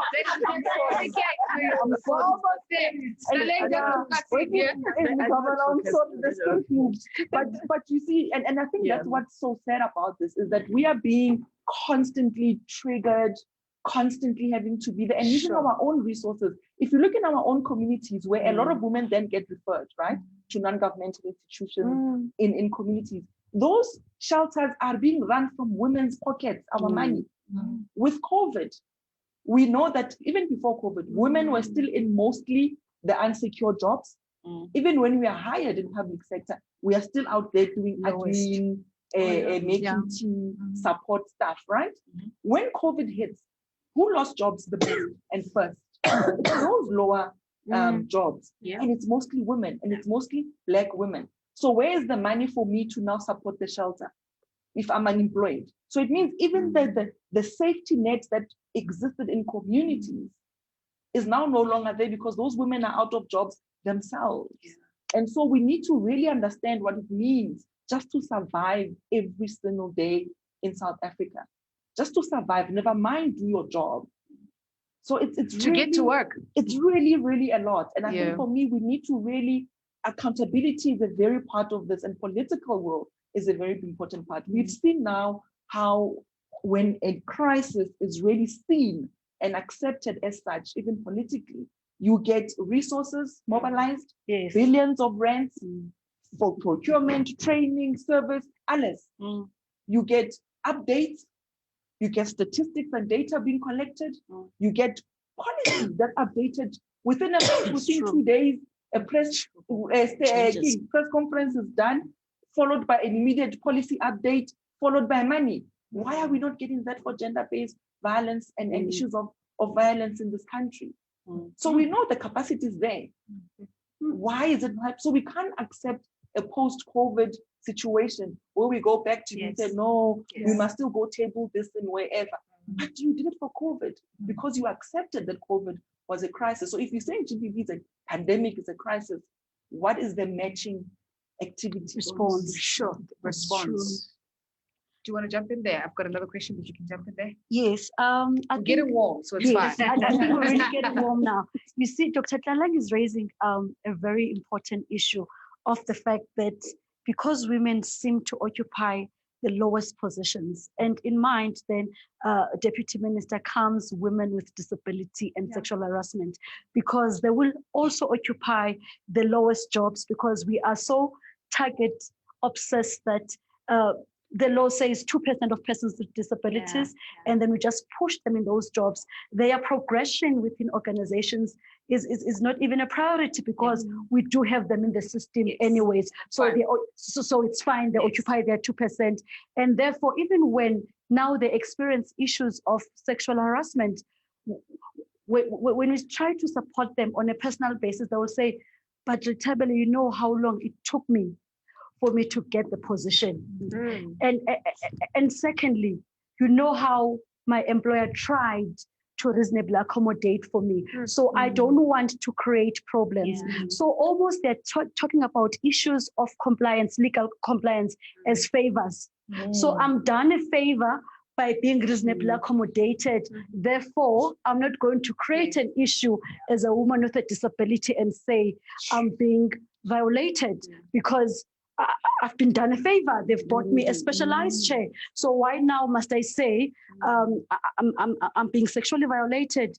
And secondly, the sexual harassment for them, it almost comes in as false assistance. So I'm a woman who is blind, so I can just come in and grab you because you can't see and then almost assist you to the lift. Or I'm a person who's using a wheelchair. So without even asking for consent, I can almost, so by the time it's reported, even a person with a disability, they'll tell you that perhaps Mr. So-and-so was trying to assist me. So maybe I should not report. And I always say that don't second guess the intention. You feel violated.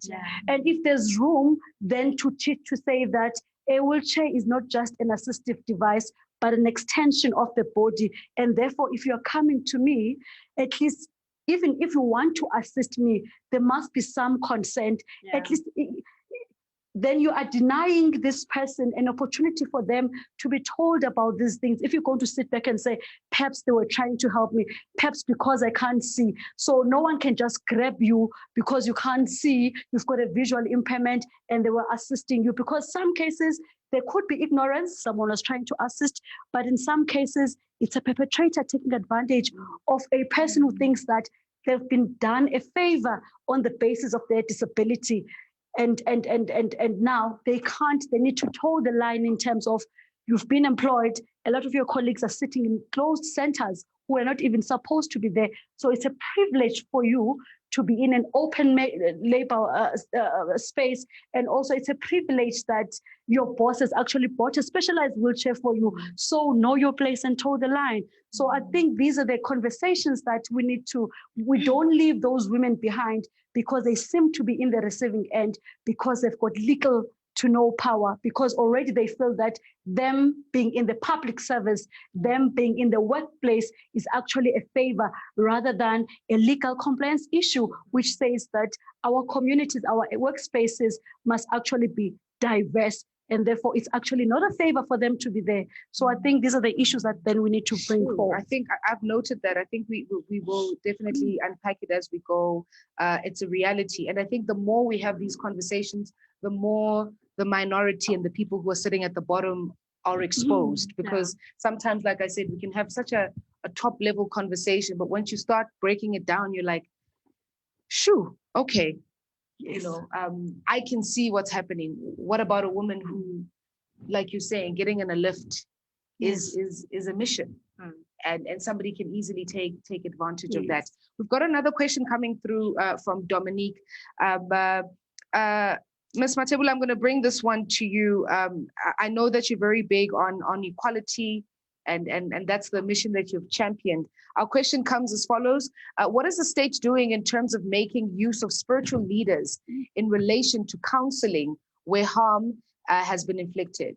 So are we using spiritual leaders? Are we using communities? I think it was you, Sister Yolisa, when you started off our conversation, you said it's not an individual issue. It's not a government issue. It's a societal issue. No. Are we seeing that there's an integration and partnerships with community leaders, spiritual leaders, people outside of government who are joining in to fight this mission?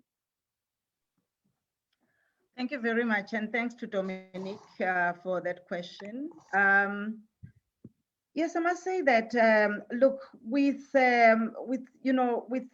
looking at the pandemic, the second pandemic, if I can put it that way, addressing gender-based violence in the country is one of the things that I think the religious community is actually now coming in terms of making sure that, they provide not only the psychosocial, counseling that is needed by the victims, and in some places also by the perpetrators themselves. Because you would know that in many instances, even before the COVID-19 and as well as the gender-based violence and femicide that we see today, I think the role of churches was quite big. The role of the religious leaders was quite big, even in fighting the previous challenges and oppressions that we see. And I think they are now slowly realizing that there is a role that they need to play. Not to mention that, the Commission for that is responsible for religious, linguistic, cultural is also coming in to actually ensure that its partners or its stakeholders in the form of, various religious leaders come into play. For an example, on Saturday, I had a webinar session with one of the, a big conference that was organized.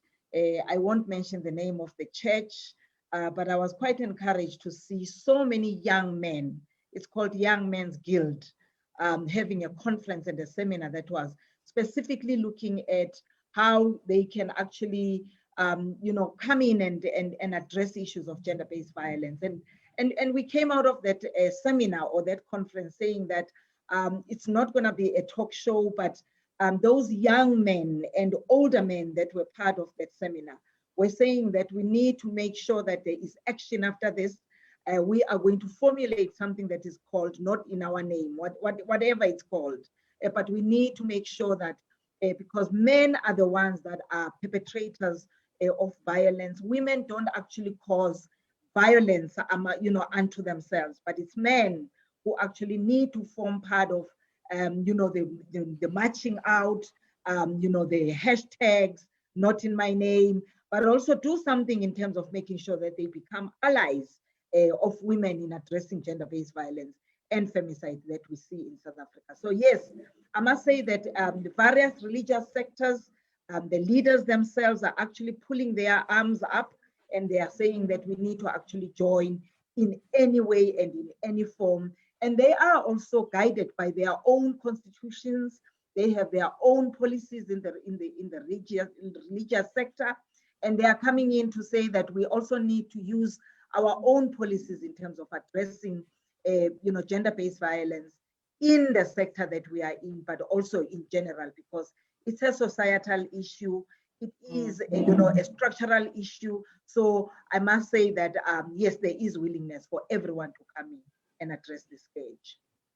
Definitely. I think just emphasizing there just the need of a collective or a collaborative effort.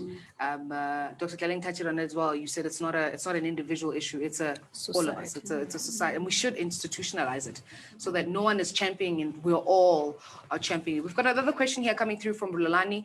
Rulani is saying the focus of gender-based violence is mainly on men to female. Often we neglect to also reflect on sexual harassment perpetuated by someone from the same gender. Yes. Since it's again, it was a switch up. This is true. This is true. I'm going to come to you, my love. What's your take on this? Have you ever experienced this? Do you think that this is something that we sometimes quickly overlook because the narrative is always men on women and never humans on humans? True. Personally, I've never experienced it. Like I said from the beginning, I'm a very confident person, and I think to a certain extent, I let certain things slide. And I think only when I have a moment of reflection, I actually think, hang on, actually, what did that person mean by their words, you know? Yeah. And unfortunately, it's not like that for most people out there. So personally, I have not experienced it, but yes, I think because most of media, they cover male to female perpetration as opposed to perhaps same gender perpetration. I think also when you get to a police station, for instance, as a male, and you want to report abuse perpetuated by either a female or another male, it's actually going to be zoomed in on the fact that, but you are male. How come you did not stand up for yourself? Or how come you allowed another male to belittle you to such an extent? So I think that the issue is because media covers largely the fact that males are the ones who are perpetuating all of these crimes, the focus is really shifted from females. And I think that's actually an important point that's actually raised to say, in as much as there is this instance, we also actually need to focus on the fact that even a person of same gender can actually sexually harass me, sexually abuse me, or even violate my rights, you know? Yeah. Sure. Dr. Riso, I'm going to bounce this one to you. As you read it, she's here with us in studio. As a man, I wish the panel consisted of a male figure as well to speak against gender-based violence. Can you hear the murmuring in the background already starting? As it also carries weight. But we really need to deface gender-based violence to not only make it a women matter. What's your take? I think we've. You know when somebody starts by looking at their watch. You know when somebody starts looking at their pen and go, well, let me answer you. What's your The English must find me. What's your take on that? We've been listening to men for years and years and years. And all we do is listen to men and watch them screw up and come back and fix the messes they've screwed up. And often we have to fix them in the background because I must watch your ego and I must still help you to feel like a man. Yes. Because you're too opinionated, so you've got to back off. Yes, I mustn't be so aggressive when I'm being assertive. And so it's gender-based violence is a pandemic that's been created by men, by and large. Facilitated by women, but actioned out and perpetuated by men. Yeah. And so we're going to have to get to a point where we empower ourselves, because this dependence on, we've got Black economic empowerment, and then you've got this female economic empowerment where we are sitting out and we're waiting for men to dish out favors and make room for us and create space for us to occupy. You've got your 50-50 representation law, but in essence, what you're saying is we are legislating for men to make room and make space for women. So where we are right now is we're coming in by fire, by force. Of course. We are going to own the space and create the society that we want to live in. Yeah. And they must catch up. You must catch up. You must buy in or you must ship out. Yeah. Because we've given you the space to create what you want to create. Yeah. And so no, I'm not one that is a fan of this idea that a man must be represented by a woman, or a woman must be represented by a man, and that you need the male face to come and represent us and to validate what you're saying and to validate the experiences of women. Deputy Minister, I'm going to bounce this one to you. This past week, I was part of a webinar, and it was organized by males, and what did it say? The flyer said, "Time to empower the woman." And I read it and I was just like, it's a bit tricky, And I was like, okay, cool. Let me play nice. The first few minutes, you're like, hi, how are you? Let me suss out the space. When am I pulling out my guns? And Deputy Minister, the statement that I had said to them is that it's so funny how men are in power, but women always need to be empowered. And it's almost normal for us to hear that we need to empower women, but men are in power. Is there a collaborative effort between us taking the rails and running with the mission, like she's saying? Is there room for men to come in? And if so, where do they come in? I think they come in as equal partners, not as people that can empower us. We can empower ourselves, and we're able to do it. We've managed actually to run with the struggle for women emancipation from a point of being minors to a point of where we are today. True. Doctors will tell you that just yesterday, when you were to go to theater for an operation, you needed a consent from your husband. If the husband is not available, is in Joburg, the superintendent had to sign a minor's consent for you. Yes. Yes. No, Yes.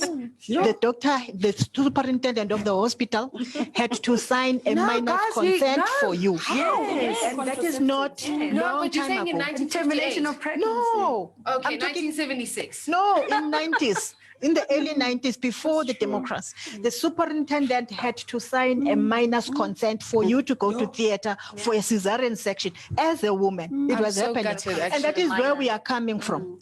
And today we sign our consents for anything and everything. And today, and it has not taken a man to do that. It didn't take a superintendent to do that. It took women to say, we are equal citizens in this country. And for men to learn that, it's going to take time. For them, they require learning, they require orientation, they require some acceptance that these people are not, probably they believe that we are their helpers. As a wife, I'm your helper. Everything I'm you not. just described sounds like a minor. I don't know how we were the minors in this situation. And yes, that's what we've been. So we've moved steps to where we are today, that we can sit like this. I don't believe that we needed a man in order for us. It's us talking about our own experiences. I can go on and on and on and tell stories. You know, some men sit at the corner somewhere, they write an article. They call themselves gurus. But when they talk about a woman CEO, they say she is a useless CEO. I'm talking about a woman CEO who in 7 years as CEO has received 7 clean audits from the Auditor General and awards from the Auditor General, has won for South Africa many awards from international bodies, has received 83.2% from the auditing of the international body and improved it to 87%. They say she is useless. They and refer to themselves as gurus. And you can actually tell that men think they can never appreciate anything good about a woman. So we don't need them. They must learn to understand that we are partners and we are equals. We can empower ourselves. They don't have to empower us. What I believe should happen is that when your Liswa is the DG, I have a responsibility as the deputy minister to support her. Yes. Of course. So that she succeeds. Yes. She has to succeed. But she also has a responsibility to ensure that she doesn't pick the ladder up, so that those young public servants can also receive support from her. She has got to make it her business. Otherwise, it's her alone. It's her alone.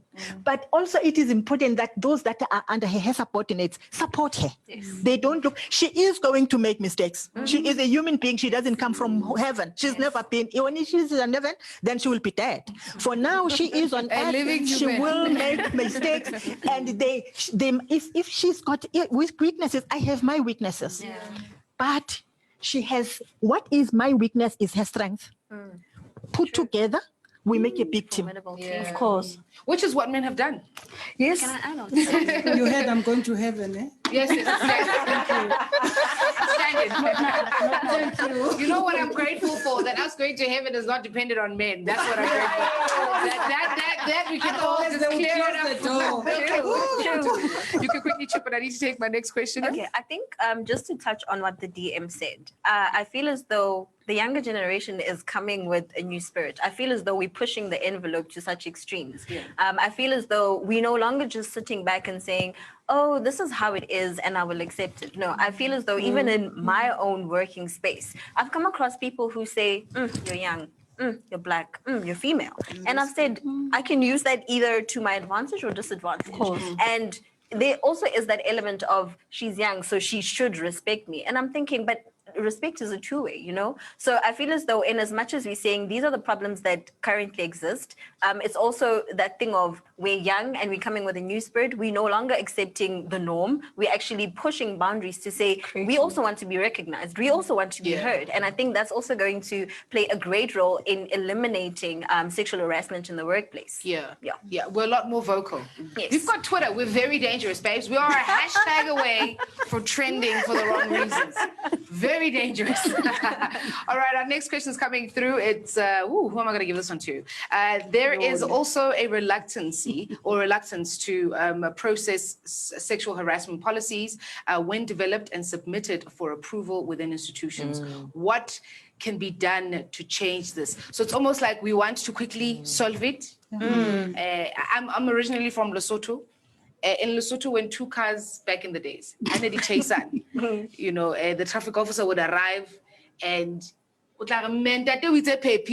he's like, yes, then it's solved. Translation, did she say sorry? Yes, okay, no, sorry, then let's, everybody go their own way and fix. So I think this is sort of sometimes the approach that's taken in institutions that, look, man, who's a pepi? I think, Deputy Minister, it could also refer to the informal, formal process that you can speak. And sometimes that's not enough. You going, I'm sorry I touched your boobs. And you're not even meaning it. You understand what I mean? But like, what are me and my boobs supposed to feel tomorrow morning when we see you? So is enough being done? Like, are we reluctant to take it to the extreme? As small as something is, if you're able to touch my boobs, it means given the right opportunity, you'll do more. Given more time, you'll go further. So are we reluctant to stamp it immediately as misconduct? It must be dealt with to the extreme, or are we finding ways to compartmentalize it so that it doesn't seem as extreme as it actually is? Sure. So I think that there's a number of factors around this. One of the factors for me relates to the fact that, the thing about patriarchy is so rooted in our socialization that the perpetrators, which we usually identify the perpetrators as men, but there's an argument that's coming up that it's not only men, and it's I think we know that, but also the agency role that we play at times, even as women, because we have been socialized in a certain manner, and this is how we know things to be done and how things should be done. But I'm happy with what Kamu is saying, because she's saying there's a new wave of young people or of ideas. You listen to the honorable doctors here on studio as well, that there is that push that says we refuse to be these agents of patriarchy. We refuse to allow men to take over our spaces and etc.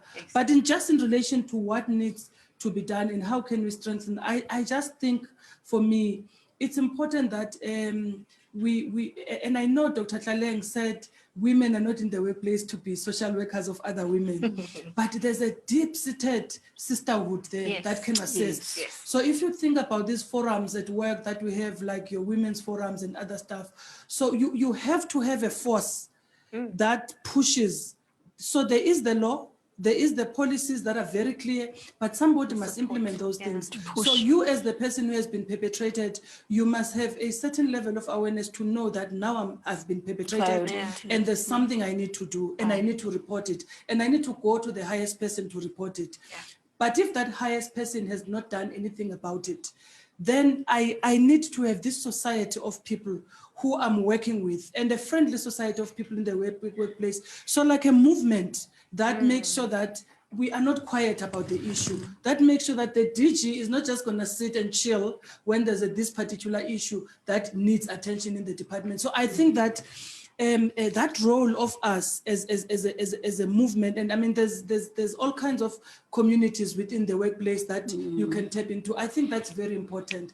But we need a capacitated workplace to be able to do that. And we need people who are not going to feel that they are going to be targeted. And for us to have people not to feel they are going to be targeted, there are certain things that we have to do better in the workplace, especially at the top management level. I was just thinking about statistics now. Out of about 20,000 SMS members in the public service, that's your core leadership in the public service. About 20,000 of them, 46% of them are female. That's we have not reached the target of 50% yet, so we're pushing for it because we must reach it. But I'm just saying that 46% is a big movement of females who I also rely on to watch out and to be able to when there's these incidents that are taking place, to be able to watch out and to be this movement. Our 8 principles in the gender framework are also very clear about how you deal with these particular cases, how the women's, it's not called the women's caucus, but the women's structures in our departments, even the men's forums for that matter, because we're saying we want to bring men as our partners. So part of bringing them as equal partners in the struggle is them to be involved in dealing with these issues and also speaking to the other men and speaking to the other perpetrators. So there has to be activism beyond what the laws are saying, beyond what the policy is saying. Even in the workplace, there has to be activism to know that I must know as a DG, when there is this case, I have to act. Otherwise, there are people who are watching me in the department first, and there are activists in the department, and they're going to do something about it. They will make noise until I act on this particular matter. I think that activism is very important, and that community. So don't give them room. Yes. No, don't give the DG room not to do it. Yeah. Don't give them And room if you to don't do anything about it, those who have been violated later on will see that, well, Kagiso reported and there was nothing done about it, so why should I? Yeah. So if other women see the case from report until it's completed, then it says that I should speak out, because when Kagiso reported, something was done about it and there was proper disciplinary procedures which were followed. So DG, your actions actually set a precedence on how the rest of the other ladies would respond, and in terms of reporting of And the I think that's why there's cases. been such a failure or a reluctance to report, because evidence says many have done it and many have fallen short from that. You want to quickly add something there? Yeah, and I just want to take it further in terms of prevention, right? Because you can't resource a problem that you can't quantify. And I think it's important to actually, as employers, to seek out and understand the culture, understand sort of the temperature of your workforce, right? Because again, some people come to work being victims from home, and that has a direct impact on how they are able to be productive in the workplace. And so not being so much guided by punishment or being punitive when people don't perform. Perhaps there are other things that's happening to them even outside of work, but it's impacting work. And so I think employee health and wellness needs to also focus on not just being productive in the workplace, but ensuring that we extend the safety net to whatever else happens to you on the way to work or even at home. And in the workplace itself, if you have data, you can produce good statistics. You can produce good analysis. You can produce good forecasting, right? And you can actually understand the specific issues for your industry, because the public service employs many, many people, but from very different industries. And each industry may have a specific need. And without that data, you can't come up with evidence-based solutions, because our solutions have to be based on evidence and research. They can't just be because I like this as the HOD, therefore the culture of the organization will move. And when I leave, then somebody else comes in. So the one way of doing that is to be continuously seeking out this information and having questionnaires that literally says, have you experienced and listed this and this and this, and not say, have you been a victim of violence in the workplace? That's meaningless. And then people will be like, no, we got 1%, who said it. And look at us. It's like, no, but you live in South Africa. It's impossible. It's impossible for you to have to, exactly. You have, and people will be like, no, in the last 3 years, we've had one case. Guys, come on, right? Come on. So in what world? The response is to actually seek out and ask very clear, deliberate questions and make it a quarterly thing. That every quarter, maybe we're looking at, people who are doing, and again, which is an important thing, especially in the public sector, the customers are the citizens of the country. How are they experiencing violence as a result of the workforce? That's true. Because it's us being well at work, but it's also we are servicing people. And how are we, in terms of our policy, taking care of the people, and how do we react to our clients or our customers? Because civic services are part of the human rights of this country, the Constitution, right? Having access to public services and public spaces is a right. And so think of the children in the parks, think of, early childhood development centers, right? And women may now be absent from work, and then we'll punish them, absenteeism policy. Yeah. But perhaps the ECD in the community is not safe for them. And so maybe instead of taking their kids to the ECD, they are rather now stay home because maybe their helper is also sick, who's also a woman, who also has her own children, you know? So we need to understand that the thriving of women in the workplace doesn't start when she enters the workplace. It's everything else around her that has to work well so that she can then thrive in the workplace. Because we have women who choose not to work. That's also a valid choice. Yeah. So what are we saying about unremunerated work in the home that women are doing? It's who the helper. Yeah, but it's only, but Basadi are more empathetic. So Yeah. Ke bona ba aha. Shoo, that's scary on a number of levels. That's but so true. Thank you very much for that. I actually wanted to bounce this to you, but I think I will give it to Dr. Vuyo. Looking at women in corporate, women climbing up the ladder. We're speaking to women this morning who have probably entered the workforce. I love Bakang's question. It says the conversation is very key. Violation of women's rights is rife in South Africa at all levels. You know, how do we bring these conversations to schools to start, conscientizing young girls about what their rights are and who they can become, while still the confidence is there before they come into a world that's telling them that you need to be something that you probably don't feel that is you. You need to be the submissive, non-aggressive, non-opinionated. Do what you're told. Speak only when speak only when you're spoken to. What does that mean? Ladies, not heard. Like, what are those things? Advice to this. What do we need to do? How do we get these conversations at the very grassroots levels? I think it starts with us as mothers, as aunts at home. Educate our daughters, educate our nieces. To say there's nothing wrong with being an independent woman. There's nothing wrong with being a powerful and strong woman and an ambitious woman that speaks up for herself. Like I said, there's no such thing. No one has ever said to a man, you're too opinionated or you're too aggressive. There's this tendency to sort of, a man who is in a leadership position is very well liked, whereas a woman who's in a leadership position is not very well liked because she doesn't fit the norm that a woman is supposed to be. Because even though you're in leadership, you still need to be submissive. You still need to know your place. Don't talk too much, otherwise you'll be labeled and you won't be well liked. So we need to start empowering our children to believe in themselves and to believe that they've got the right to be here. Sheryl Sanders, who's the CEO of Facebook, talks about get a seat at the table. Don't sit on the sides. You know that you must know your worth as a woman, and you must know that you've got the right to be here. You believe in yourself, but you also try and support and empower other women. We all think less of ourselves. They say women always underscore their capabilities, and if you look at men, they usually overscore how they're capable. So we always feel that we are apologetic.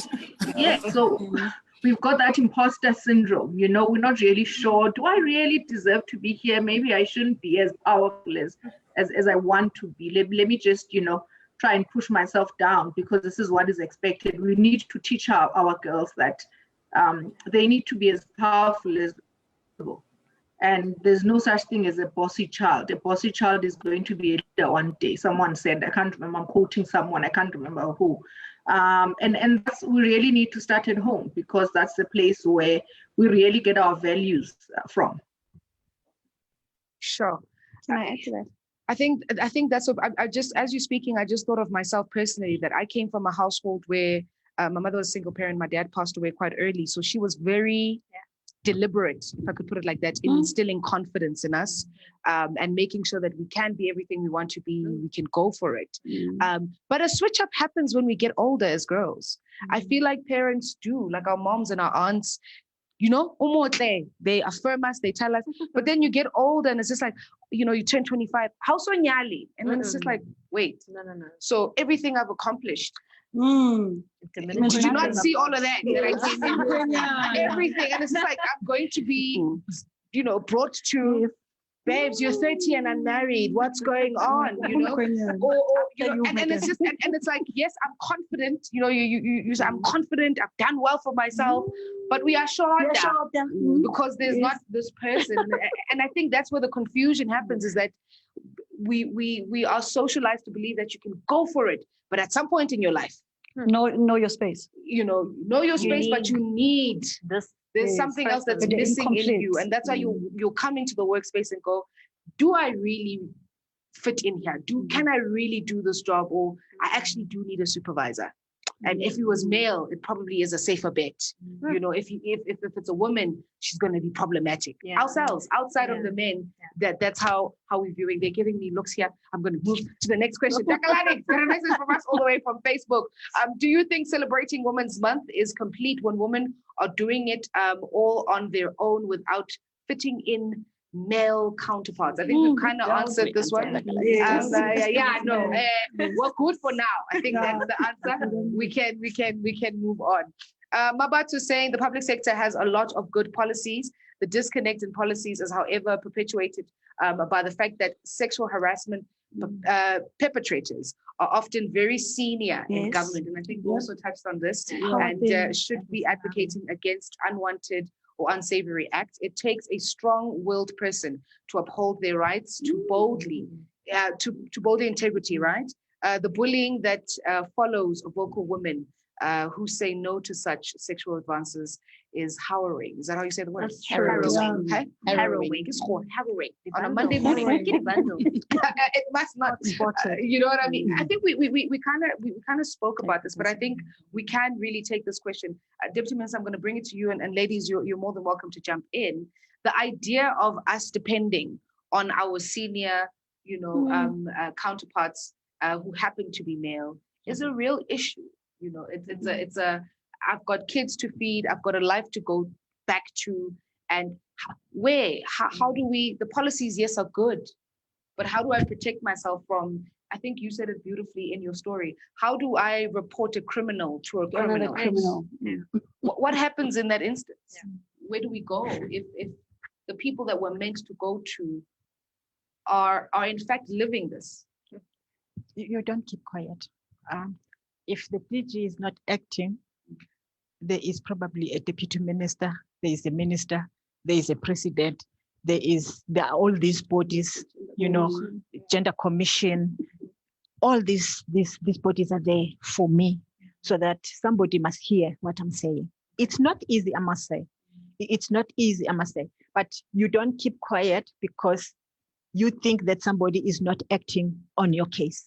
And in fact, I just wanted even to say that even with the formal sitting, you have a right as a complainant to say, I want to expand this matter. So you tell the DG that I'm informing you so that I want you to help me to lay a complaint, a grievance. You can actually do that.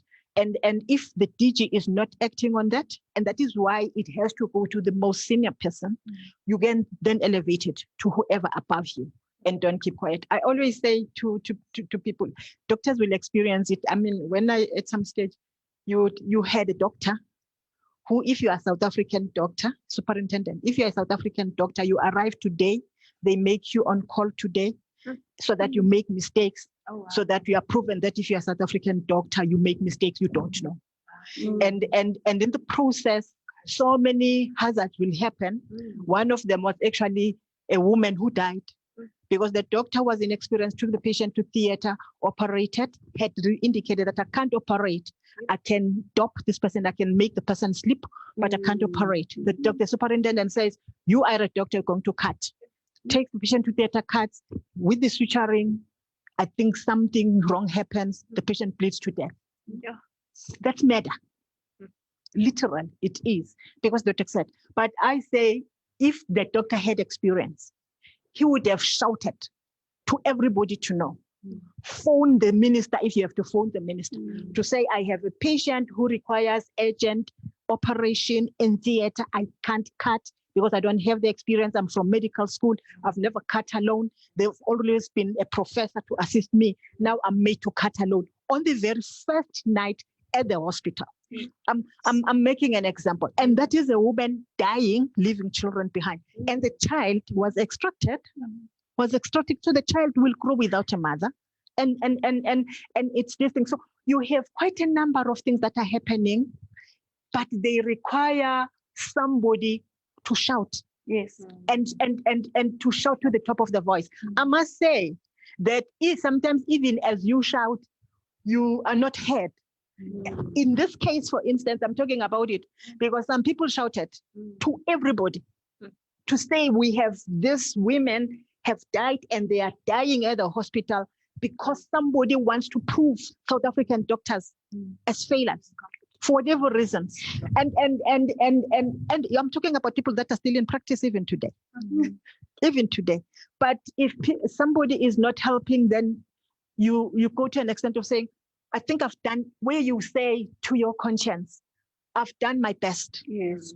That I could do or I can do. Beyond this, maybe there's nothing more I can do. And when you reach that, that's what health professionals will tell you. When somebody has died, they will say, I've done my best to save this life. Up to this. There's nothing much I can do, but I've done my best. And it makes them to sleep at night. Otherwise, they would not sleep because every day there's somebody dying in their hands as they are doing and so on and so forth. But when that happens, exactly, shout to the top of your voice until somebody hears you. I did an interview with a victim of gender-based violence about a few years ago, and it was her husband, and she was quite graphic and she explained. And then at the end, I said to her, if you had any advice for anybody who's watching at home, what would you say? She took the air out of my lungs. She said, never scream help, scream fire, because people only come when it impacts them. Like I was like, why? She's like, never ever scream help. If you say fire, people will jump because they're scared that wherever that fire is going, it has the potential of coming into their yards, coming into their space. And I was like, it's a sad time to be a woman in South Africa if that is our mentality. But I think it speaks to that you've got to shout. At no point do you keep quiet about it. At no point do you reach a place where you shut it off. I think we're going to try to take our last question. I'm just looking at the time. Do we enforce sexual harassment policy development and implementation within public institutions? And what has been the response so far? I think this comes to it comes to you, Cecilia. So what has been the response so far? Well, I mean, the response is not good because of the issues that we've raised earlier on. So we have a framework. Departments are required to have these policies, and you had the Gender Commission earlier on speaking about the study they've done and the investigation they've done. There's a report that we should be releasing soon that looking at compliance with transformation commitments in the public service, covering, I think, the previous financial year. And it's not looking good. Some of the provinces are not even reporting. And as DPSA, we now are having very conversations with the minister and the deputy minister around how we escalate matters, because most of these issues, the executive authorities, which is the ministers in other departments, remember I said these are decentralized responsibilities. The ministers who are leaders and have oversight in those institutions in the departments may not even know about these things because of the reporting processes. And so we're tapping into the minister and the deputy minister to escalate these matters. And you can trust that we will not keep quiet as the DPSA around non-compliance, because we also have to bring in the activism to get departments to do what is expected out of them to do. Otherwise, our levels of compliance are quite low. I don't even want to go into the details about it, but I do want to acknowledge that they are quite low. But we are in a process of a turnaround to see how do we work with the public service to improve compliance. Remember, I'm still talking about compliance. I have not even spoken about impact yet.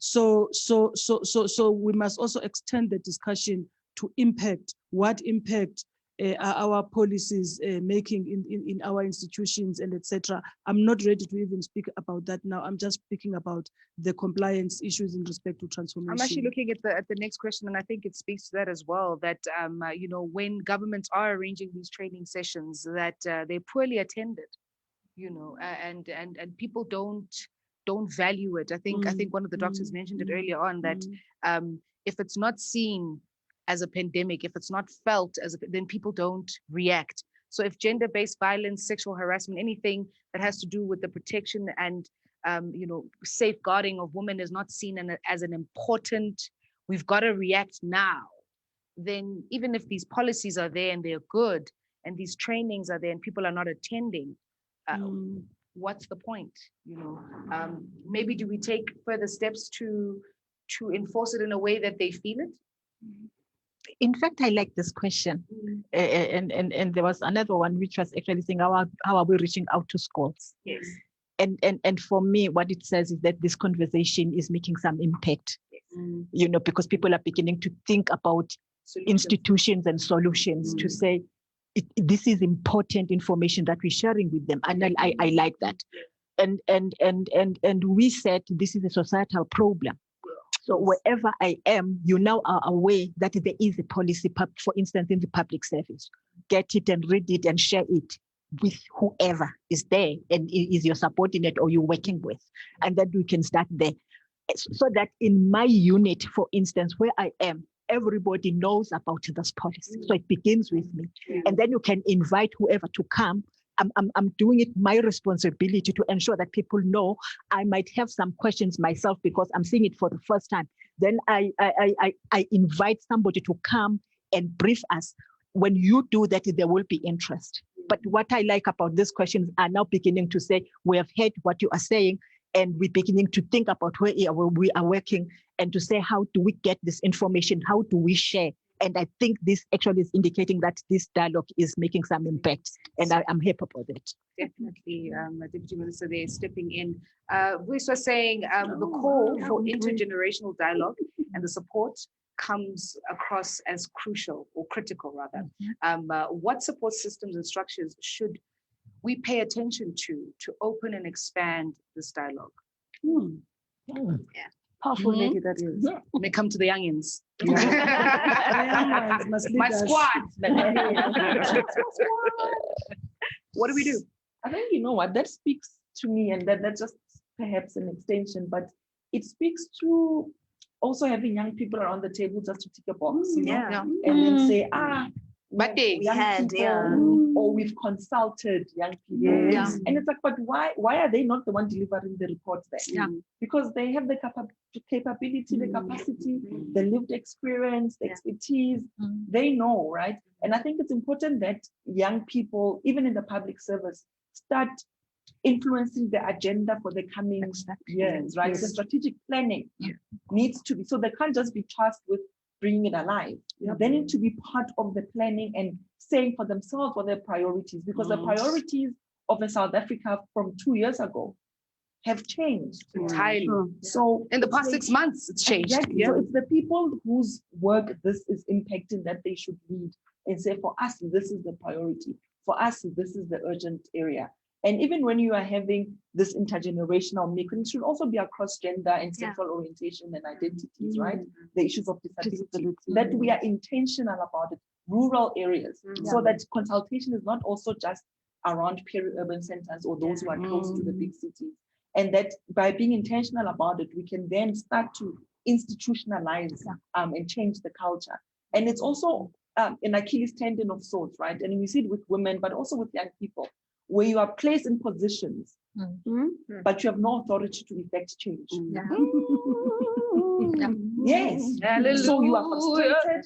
Everyone is looking at you and say, oh, but Laleng is there, she's a woman, so she's useless because we haven't made a dent in gender-based violence. But in reality, what authority do I have to effect change and power do I have in that position?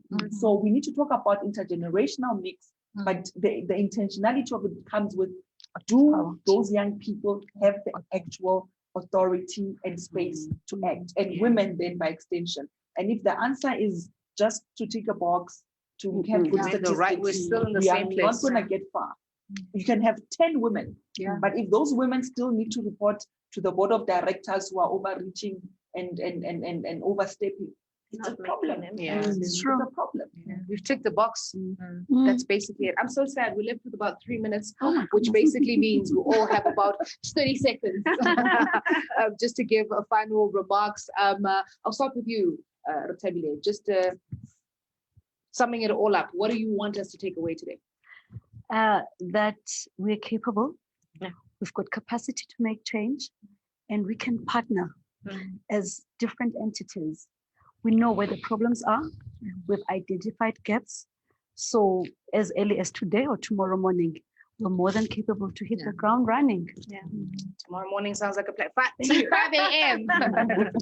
I think for me, it's important to realize that being vulnerable is part of a valid human experience. But that vulnerability is not the reason why people must violate us. And it's incumbent on government's leadership, all the departments, to ensure that their policy work, implementation program, whatever it is that they are doing, is geared to restoration of dignity.